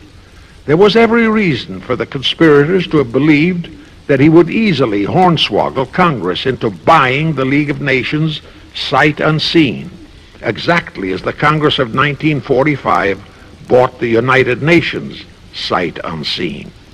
But there was one man in the Senate in 1918 who saw through that scheme just as the Russian Tsar did in 1814. He was a man of great political stature, almost as great as that of Teddy Roosevelt, and fully as astute. He was highly respected and trusted by all members of both houses of Congress and by the American people. The name of that great and patriotic American was Henry Cabot Lodge, not the phony of today who called himself Henry Cabot Lodge Jr. until he was exposed. Lodge completely unmasked Wilson and kept the United States out of the League of Nations. Here it becomes of great interest to know the real reason for the Wilson League of Nations flop. As I previously stated, Schiff was sent to the United States to carry out 4 specific assignments. Number 1 and most important was to acquire complete control of the U.S. money system.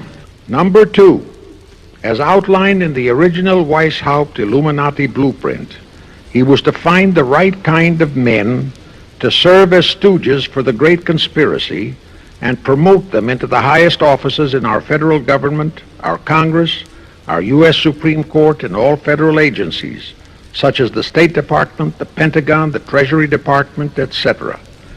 Number 3, destroy the unity of the American people by creating minority group strife throughout the nation, especially between the whites and blacks as outlined in Israel Cohen's book. Number 4, create a movement to destroy religion in the United States with Christianity to be the chief target or victim. In addition, he was strongly reminded of the imperative directive in the Illuminati blueprint to achieve full control of all mass communications media, to be used to brainwash the people into believing and accepting all of the maneuverings of the great conspiracy. Schiff was warned that only control of the press, at that time our only mass communications media, would enable him to destroy the unity of the American people. Now then, Schiff and his co-conspirators did set up the NAACP, the National Association for the Advancement of the Colored People, in 1909. And in 1913, he set up the Anti-Defamation League of the B'nai B'rith. Both were to create the necessary strife. But in the early years, the ADL operated very timidly, perhaps for fear of a pogrom-like action by an aroused and enraged American people. And the NAACP was practically dormant because its white leadership didn't realize that they would have to develop firebrand Negro leaders, such as Martin Lucifer King, for one, to spark the then completely satisfied and contented mass of Negroes.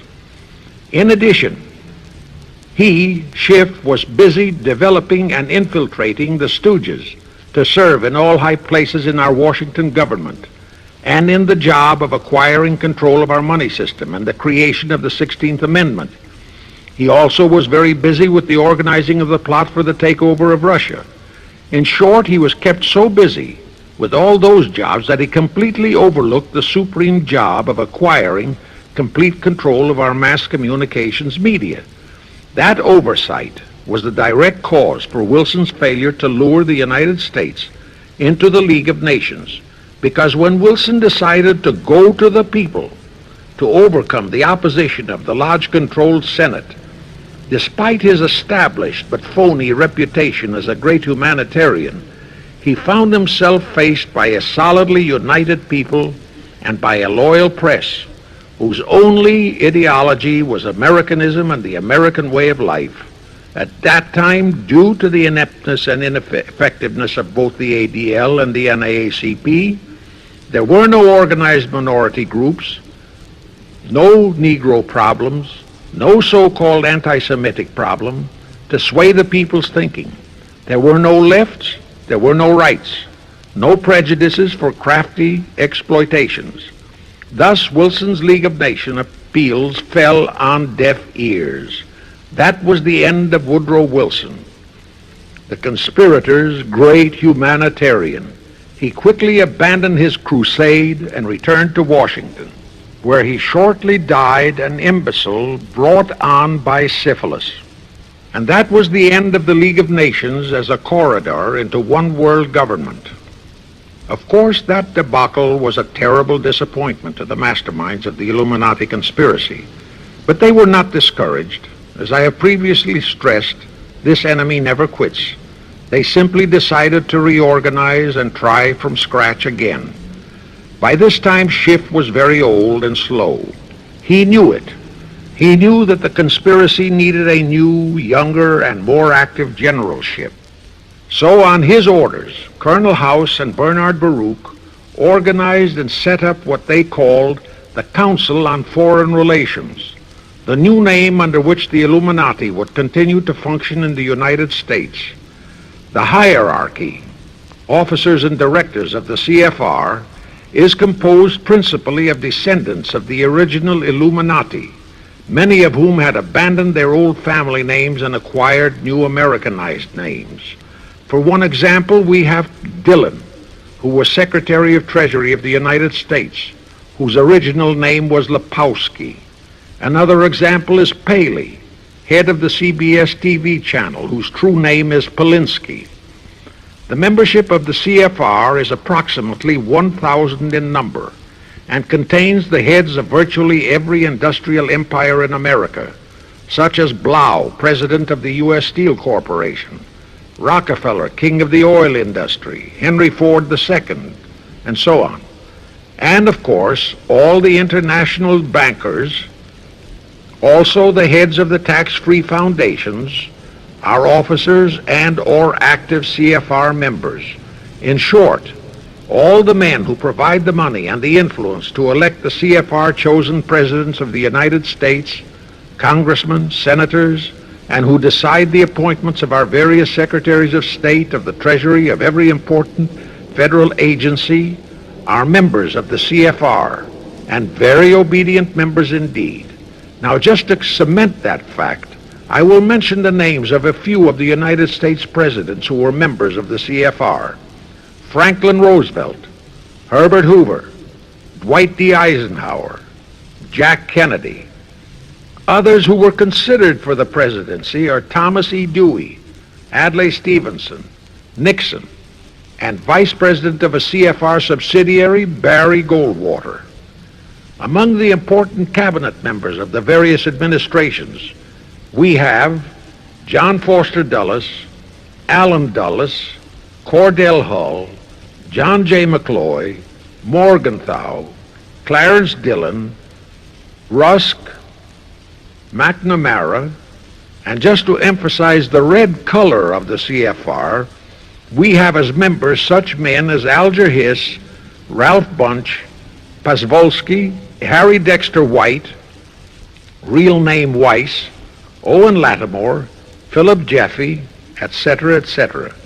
Simultaneously, they were flooding thousands of homosexuals and other blackmailable characters into all the federal agencies from the White House down.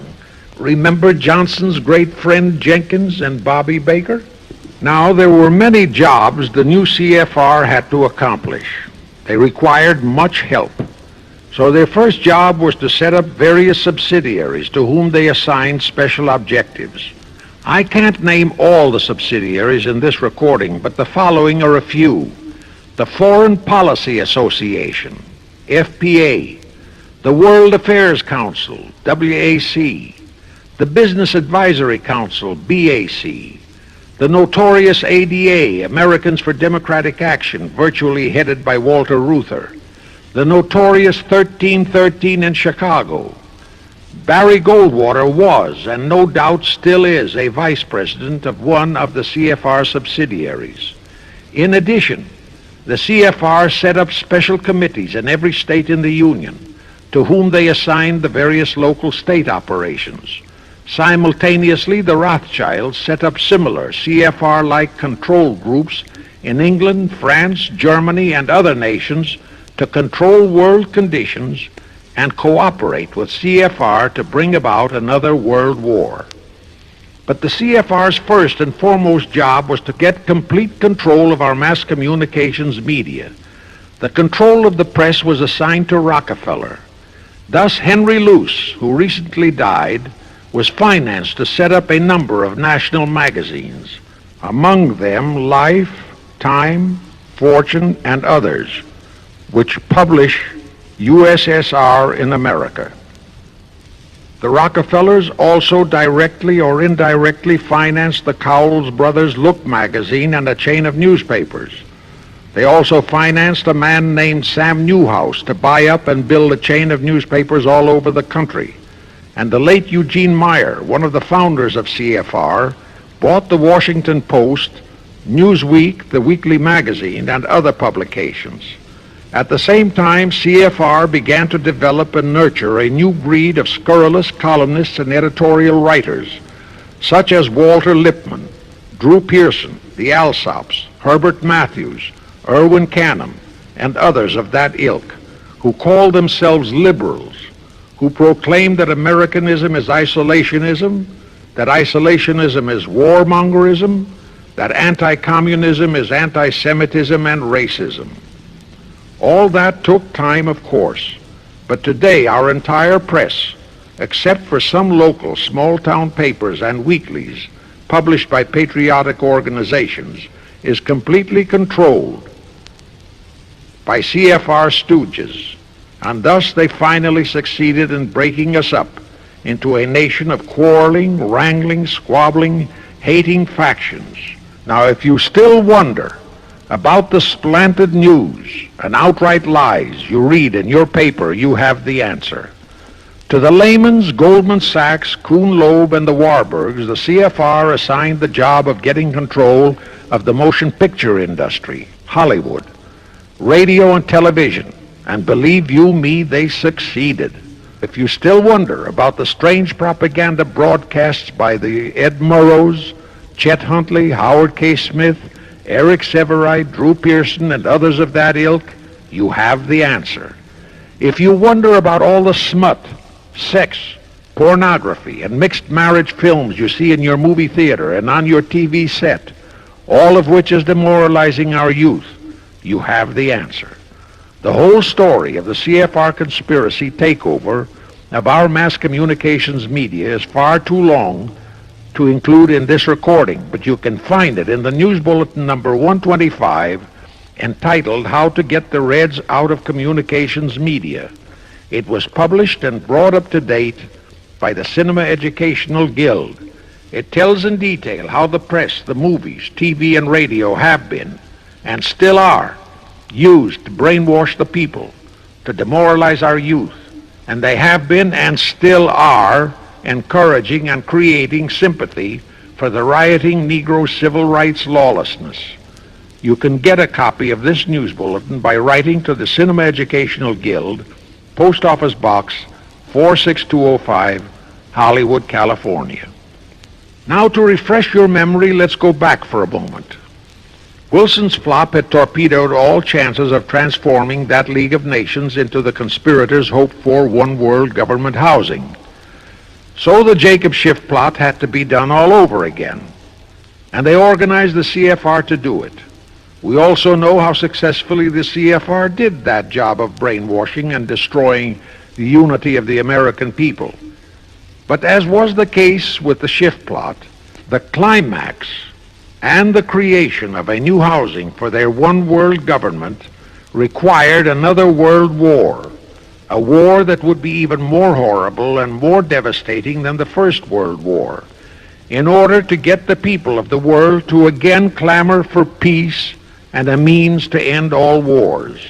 But the CFR realized that the aftermath of World War II would have to be more carefully planned so that there would be no escape from the new one world trap, another League of Nations, that would emerge from the new war, the trap we now know as the United Nations.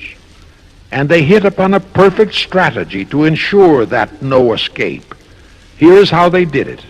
In 1943, in the midst of the war, they prepared the framework for the United Nations, and it was handed over to Roosevelt and our State Department to be given birth by Alger Hiss, Pasvolsky, Dalton Trumbo, and other American traitors, thus making the whole scheme a United States baby. Then to fix our parenthood, New York City was to become the nursery for the monstrosity. After that, we could hardly walk out on our own baby, now could we? Anyway, that's how the conspirators figured it would work, and so far it has. And the liberal Rockefeller donated the land for the United Nations building. The United Nations Charter was written by Alger Hiss, Pasvolsky, Dalton Trumbo, and other CFR stooges. A phony so-called UN conference was set up in San Francisco in 1945.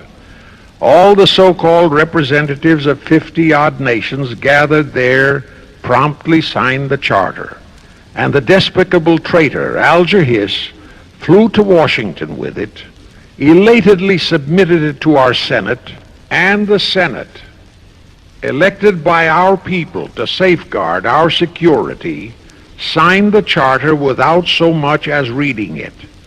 The question is, how many of our senators were even then traitorous stooges of the CFR? Anyway, it was thus that the people accepted the United Nations as a holy of holies and enabled traitor Earl Warren to virtually destroy our Constitution by basing all his traitorous decisions on the UN Charter, thus making that charter virtually our law of the land.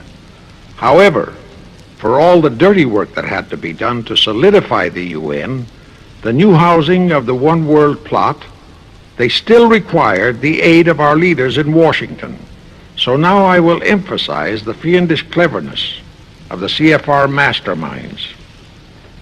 To the vast majority of the American people, our foreign policy for many years has been a complete enigma. Most of us simply can't understand why this great nation is seemingly floundering so helplessly in the art of diplomacy. We can't understand why our leaders are seemingly so confused and bewildered in all their dealings with Moscow, France, and other nations, and with the UN. We always hear them proclaiming that in view of our overwhelming economic and military superiority, we must always lead from strength. Yet at all the summit meetings and conferences, they cringe and stammer and stutter, and so to speak, come out with their tails between their hind legs. We can't understand the foreign aid to Tito, an avowed enemy, to Poland, an avowed enemy, to all the avowed communist nations. We can't understand why the expenditure of hundreds of billions of dollars has failed to slow down, let alone stop, the march of communism. We are perplexed by the seeming ineptness of the State Department, the Defense Department, the CIA, the USIA, of all our federal agencies. Again and again and again we have been startled, shocked, bewildered, and horrified by their mistakes in Berlin, in Korea, in Laos, in Katanga, in Cuba, in Vietnam. Mistakes that always favor the enemy, never the United States. Under the law of averages, they should have made at least one or two mistakes in our favor, but they never did. What's the answer? The answer is the CFR and the parts played by their subsidiaries and stooges in Washington. Thus we know that complete control of our foreign relation policy is the key to the success of the entire Illuminati One World plot. Here is the further proof. Earlier I fully established that Schiff and his gang had financed the Lenin-Trotsky-Stalin takeover of Russia and fashioned its communist regime into becoming their chief instrument to keep the world in turmoil and to finally terrorize all of us into seeking peace in a UN One World government. But the conspirators knew that the Moscow gang could not become such an instrument until and unless the whole world would accept the communist regime as the legitimate, de jure government of Russia. Only one thing could accomplish that: recognition by the United States. The conspirators figured that the whole world would follow our lead, and that's when the Wilson flop very nearly wrecked the entire plot. Throughout the following 3 Republican administrations, the CFR pulled every trick in their bag to induce Harding, Coolidge, and Hoover to grant that recognition, but all 3 refused. As a result, in the late 1920s, the Stalin regime was in dire straits. Despite all purges and secret police controls, the Russian people were growing more and more restive. It is a matter of record, admitted by Litvinov, that during 1931 and 1932, Stalin and his whole gang were always packed and ready for instant flight. Then in November 1932, the conspirators achieved their greatest coup. They landed Franklin Roosevelt in the White House. Crafty, unscrupulous, utterly without conscience, that charlatan traitor turned the trick for them. Without even asking consent of Congress, he unlawfully proclaimed recognition for the Stalin regime. That did it. And exactly as the conspirators figured, the whole world did follow our lead. Automatically, that squelched the previously growing resistance movement of the Russian people. That automatically launched the greatest menace the civilized world has ever known. The rest is too well known to need repeating. We know how Roosevelt and his traitorous State Department kept building up the communist menace right here in our own country, and thus throughout the world. We know how he perpetrated that Pearl Harbor atrocity for his excuse to hurl us into World War II. We know all about his secret meetings with Stalin at Yalta and how he, with Eisenhower's help, delivered the Balkans and Berlin to Moscow. And last, but by no means least, we know that 20th century Benedict Arnold not only dragged us into that new corridor, the United Nations, into one world government, but actually schemed all the arrangements to plant it within our country. In short, the day that Roosevelt entered the White House, the C.F.R. conspirators regained full control of our foreign relations machinery and firmly established the United Nations as the housing for the Illuminati One World government. I wish to stress one other very vital point. That Wilson League of Nations flop brought Schiff and his gang to the realization that control of just the Democratic Party was not enough. True, they could create a crisis during the Republican administration, as they did in 1929 with their Federal Reserve manufactured crash and depression, which would bring another Democrat stooge back into the White House. But they realized that a 4-year disruption in their control of our foreign relation policies could play havoc with the progress of their conspiracy.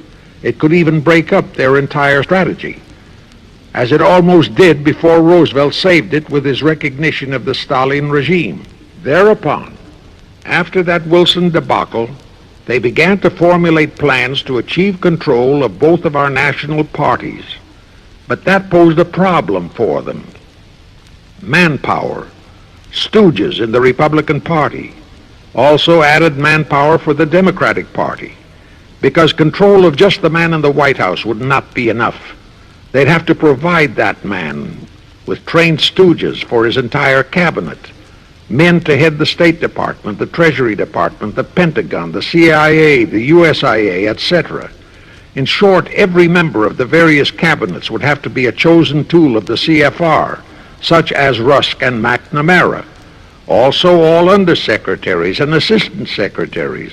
That would give the conspirators absolute control of all our policies, both domestic and, most important, foreign. That course of action would require a reserve pool of trained stooges, instantaneously ready for administrative changes and for all other exigencies.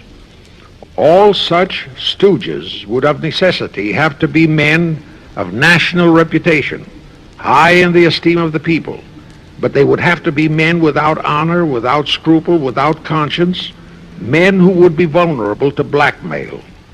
It is needless for me to stress how well the CFR succeeded. The immortal Joe McCarthy fully revealed that there are thousands of such security risks in all federal agencies. Scott McCloud unmasked thousands more, and you know the price Otipka has had to pay and is still paying for his expositions before a Senate committee of the traitors in the State Department.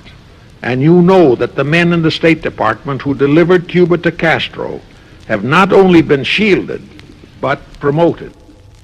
To the crux of the whole one-world government plot and the maneuvering necessary to create another League of Nations to house such a government. As I have already stated, the conspirators knew that only another world war was vital for the success of their plot.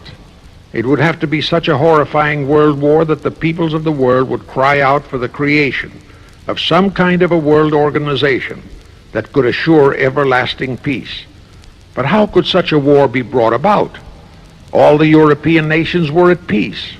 None had any quarrels with their neighboring nations. And certainly their tools in Moscow wouldn't dare to start a war. Even Stalin realized that it would mean the overthrow of his regime unless so-called patriotism would weld the Russian people behind him. But the conspirators had to have a war. They had to find or create some kind of an incident to launch it. And they found it in a little inconspicuous and repulsive little man who called himself Adolf Hitler. Hitler, an impecunious Austrian house painter, had been a corporal in the German army. He made the defeat of Germany into a personal grievance. He began to rabble-rouse about it in the Munich, Germany area. He began to spout about restoring the greatness of the German Empire and the might of the German soldiery. He advocated the restoration of the old German military to be used to conquer the whole world. Strangely enough, Hitler, the little clown that he was, could deliver a rabble-rousing speech, and he did have a certain kind of magnetism. But the new authorities in Germany didn't want any more wars, and they promptly threw the obnoxious Austrian house painter into a prison cell. Aha!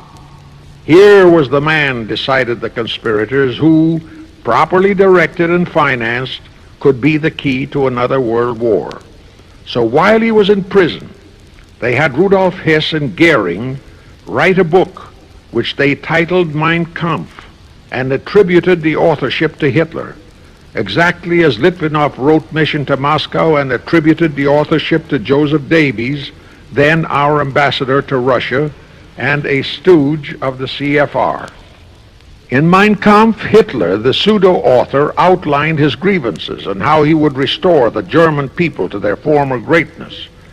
The conspirators then arranged for a wide circulation of the book among the German people in order to arouse a fanatical following for him. On his release from prison, also arranged by the conspirators, they began to groom him and finance him to travel to other parts of Germany to deliver his rabble-rousing speeches. Soon he gathered a growing following among other veterans of the war, and that soon spread to the masses, who began to see in him a savior for their beloved Germany. Then came his leadership of what he called his Brown Shirt Army and the March on Berlin. That required a great deal of financing, but the Rothschilds, the Warburgs, and others of the conspirators provided all the money he needed. Gradually, Hitler became the idol of the German people, and then they overthrew the von Hindenburg government, and Hitler became the new Führer. But that still was no reason for a war. The rest of the world watched Hitler's rise, but saw no reason to interfere in what was distinctly a domestic condition within Germany. Certainly none of the other nations felt it was a reason for another war against Germany, and the German people were not yet incited into enough of a frenzy to commit any acts against any neighboring nation, not even against France, that would lead to a war. The conspirators realized they would have to create such a frenzy that would cause the German people to throw caution to the winds and at the same time horrify the whole world. And incidentally, Mein Kampf was actually a follow-up of Karl Marx's book, A World Without Jews. The conspirators suddenly remembered how the Schiff-Rothschild gang had engineered the pogroms in Russia, which slaughtered many, many thousands of Jews and created a worldwide hatred for Russia. And they decided to use that same unconscionable trick to inflame the new Hitler-led German people into a murderous hatred of the Jews. Now it is true that the German people never had any particular affection for the Jews, but neither did they have an ingrained hatred for them. Such a hatred would have to be manufactured, so Hitler was used to create it. This idea more than appealed to Hitler. He saw in it the grisly gimmick to make him the God-man of the German people. Thus, craftily inspired and coached by his financial advisors, the Warburgs, Rothschilds, and all the Illuminati masterminds, he blamed the Jews for the hated Versailles Treaty and for the financial ruination that followed the war. The rest is history. We know all about the Hitler concentration camps and the incineration of hundreds of thousands of Jews, not the 6 million, nor even the 600,000 claimed by the conspirators, but it was enough. And here let me reiterate how little the internationalist bankers, the Rothschilds, Schiffs, Lehmans, Warburgs, Baruchs, care about their racial brethren who were the victims of their nefarious schemes. In their eyes, the slaughter of the several 100,000 innocent Jews by Hitler didn't bother them at all. They considered it a necessary sacrifice to further their Illuminati one-world plot, just as the slaughter of the many millions in the wars that followed was a similar necessary sacrifice. And here is another grisly detail about those concentration camps. Many of the Hitler soldier executioners in those camps had previously been sent to Russia to acquire their arts of torture and brutalization so as to emphasize the horrors of the atrocities. All this created a new worldwide hatred for the German people, but it still did not provide a cause for war. Thereupon Hitler was incited to demand the Sudetenland. You remember how Chamberlain and the then diplomats of Czechoslovakia and France surrendered to that demand. That led to further Hitlerian demands for territories in Poland and in the French Saar territories. Those demands were rejected. Then came his pact with Stalin. Hitler had been screaming hatred against communism. Oh, how he ranted against communism. But actually, Nazism was nothing but socialism, and communism is, in fact, socialism. But Hitler disregarded all that. He entered into a pact with Stalin to attack and divide Poland between them. While Stalin marched into one part of Poland, for which he was never blamed, the Illuminati mastermind saw to that. Hitler launched a blitzkrieg on Poland from his side. The conspirators finally had their new world war, and what a horrible war it was. And in 1945, the conspirators finally achieved the United Nations, their new housing for their one world government. And truly amazing, all of the American people hailed this foul outfit as a holy of holies. Even after all the true facts about how the UN was created were revealed, the American people continued to worship that evil outfit. Even after Alger Hiss was unmasked as a Soviet spy and traitor, the American people continued to believe in the UN.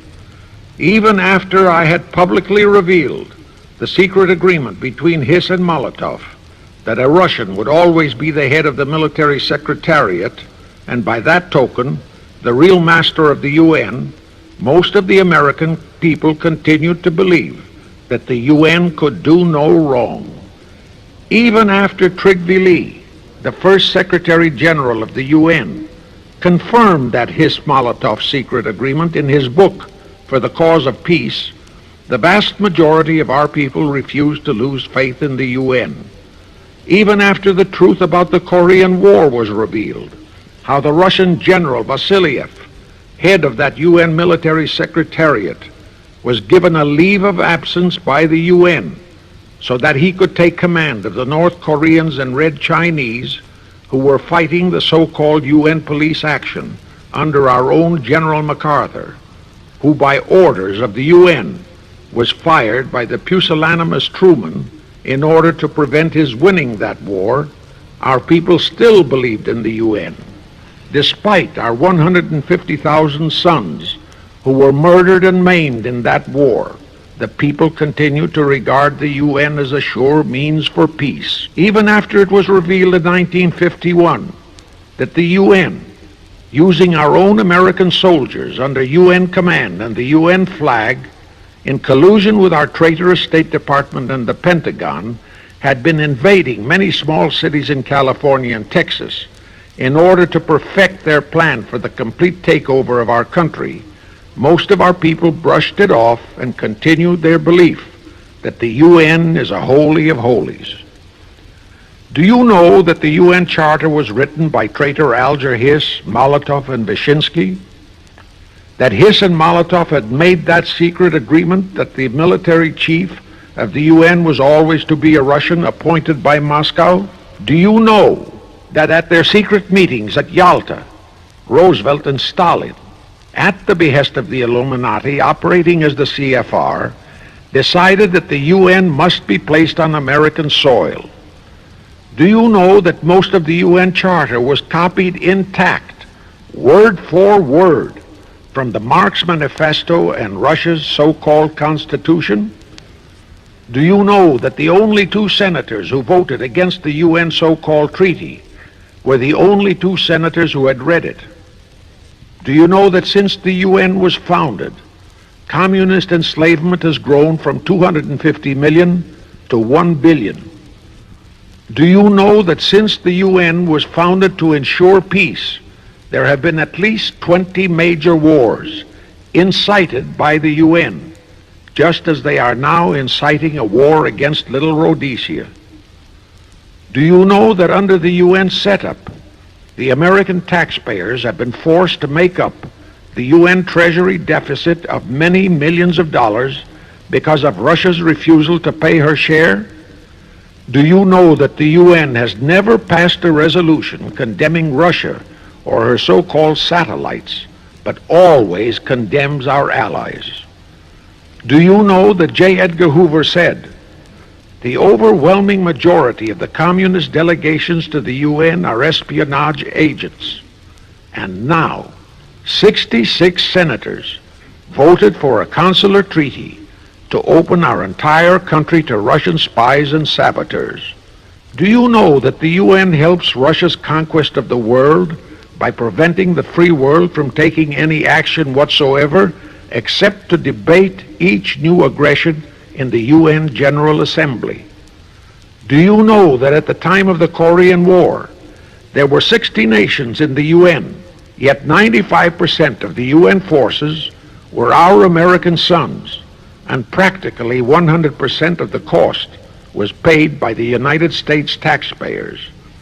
And surely you know that the UN policy during the Korean War was to prevent us from winning that war. Do you know that all the battle plans of General MacArthur had to go first to the UN to be relayed to Vasiliev, commander of the North Koreans and Red Chinese, and that any future wars fought by our sons under the UN flag would have to be fought under the control of the UN Security Council. Do you know that the UN has never done anything about the 80,000 Russian Mongolian troops that occupy Hungary? Where was the UN when the Hungarian freedom fighters were slaughtered by the Russians? Do you know that the UN and its peace army turned the Congo over to the communists? Do you know that the UN's own so-called peace force was used to crush, rape, and kill the white anti-communists in Katanga? Do you know that the UN stood by and did nothing while Red China invaded Laos and Vietnam? That it did nothing while Nehru invaded Goa and other Portuguese territories? Do you know that the UN was directly responsible for aiding Castro? That it does absolutely nothing about the many thousands of Cuban youngsters who are shipped to Russia for communist indoctrination?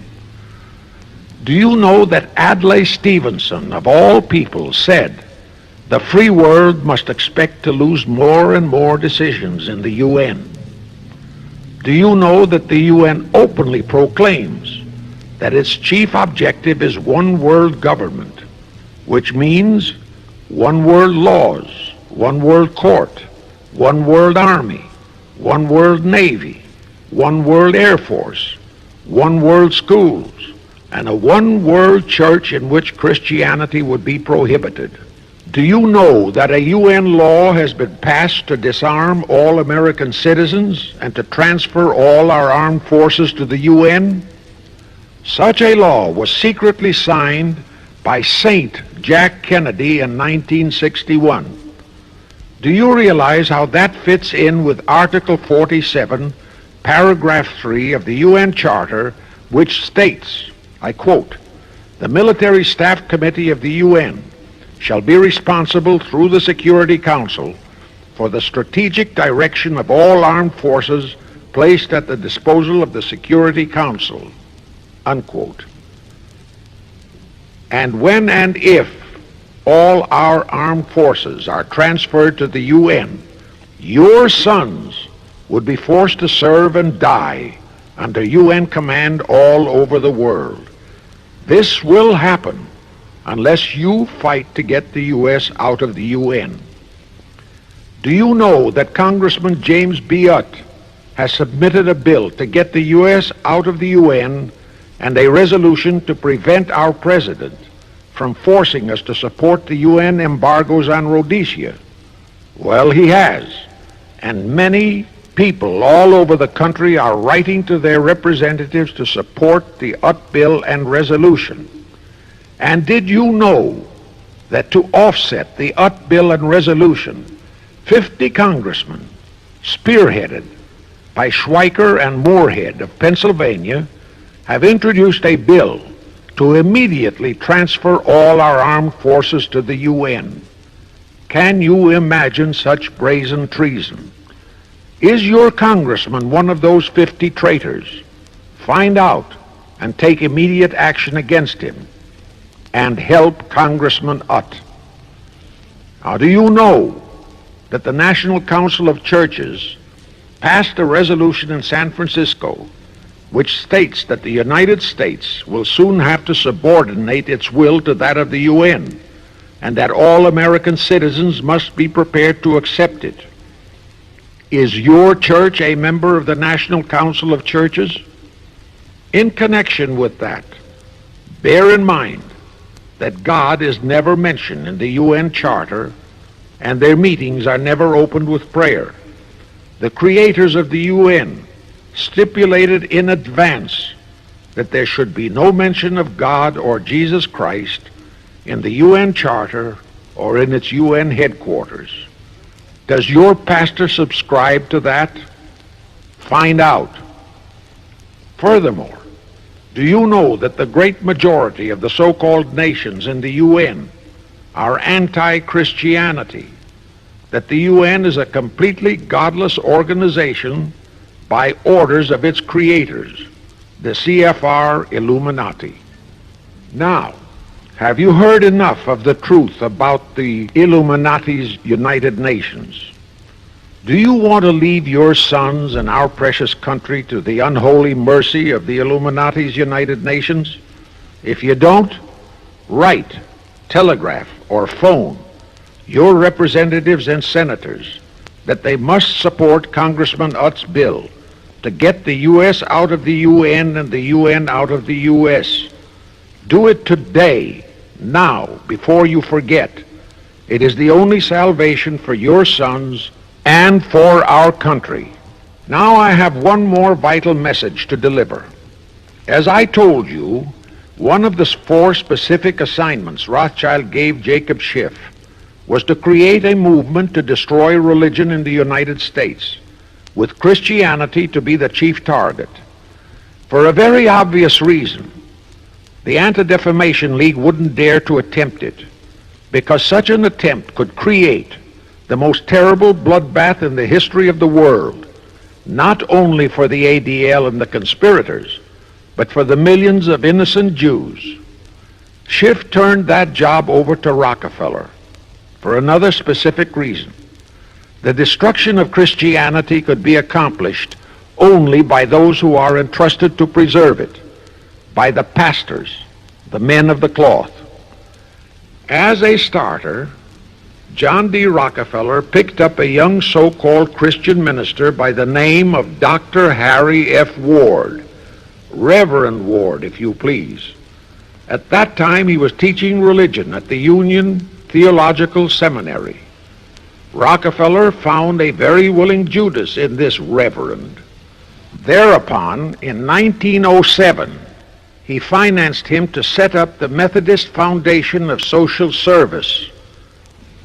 And Ward's job was to teach bright young men to become so-called ministers of Christ and to place them as pastors of churches. While teaching them to become ministers, the Reverend Ward also taught them how to very subtly and craftily preach to their congregations that the entire story of Christ is a myth, to cast doubts on the divinity of Christ, to cast doubts about the Virgin Mary. In short, to cast doubts on Christianity as a whole. It was not to be a direct attack, but much of it by crafty insinuation that was to be applied in particular to the youth in the Sunday schools. Remember Lenin's statement, "Give me just one generation of youth and I'll transform the whole world." Then, in 1908, the Methodist Foundation of Social Service, which incidentally was America's first Communist Front organization, changed its name to the Federal Council of Churches. By 1950, the Federal Council of Churches was becoming very suspect. So in 1950, they changed the name to the National Council of Churches. Do I have to tell you more about how this National Council of Churches is deliberately destroying faith in Christianity? I don't think so. But this I will tell you.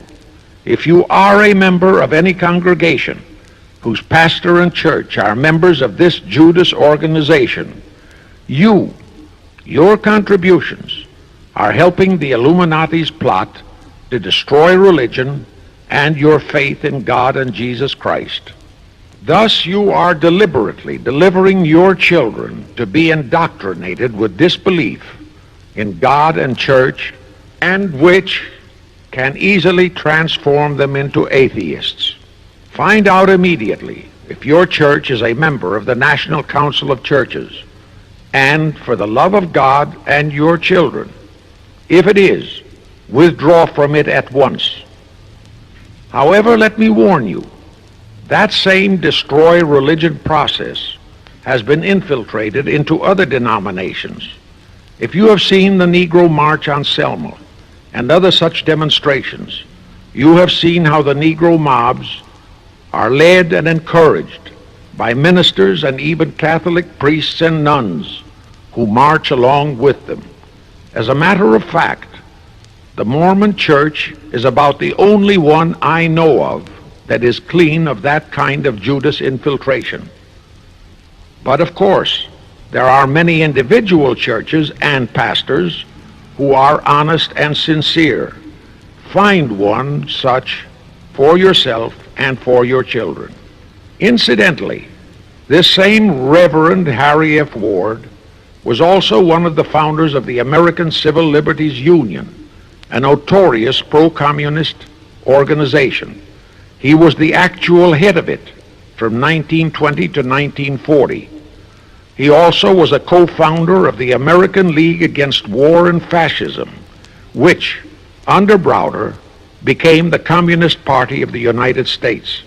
In short, Ward's entire background reeked of communism, and he was identified as a member of the Communist Party. He died a vicious traitor to both his church and country, and this was the man old John D. Rockefeller picked and financed to destroy America's Christian religion, in accordance with the orders given to Schiff by the Rothschilds. In conclusion, I have this to say.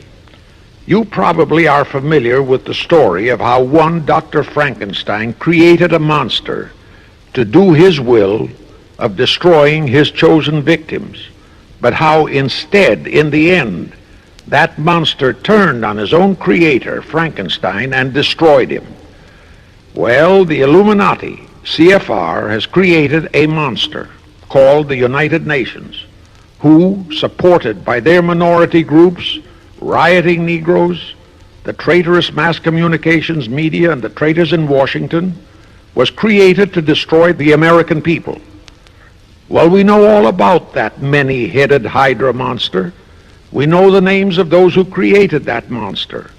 We know all their names. And I predict that one fine day the American people will come fully awake and cause that very monster to destroy its creator.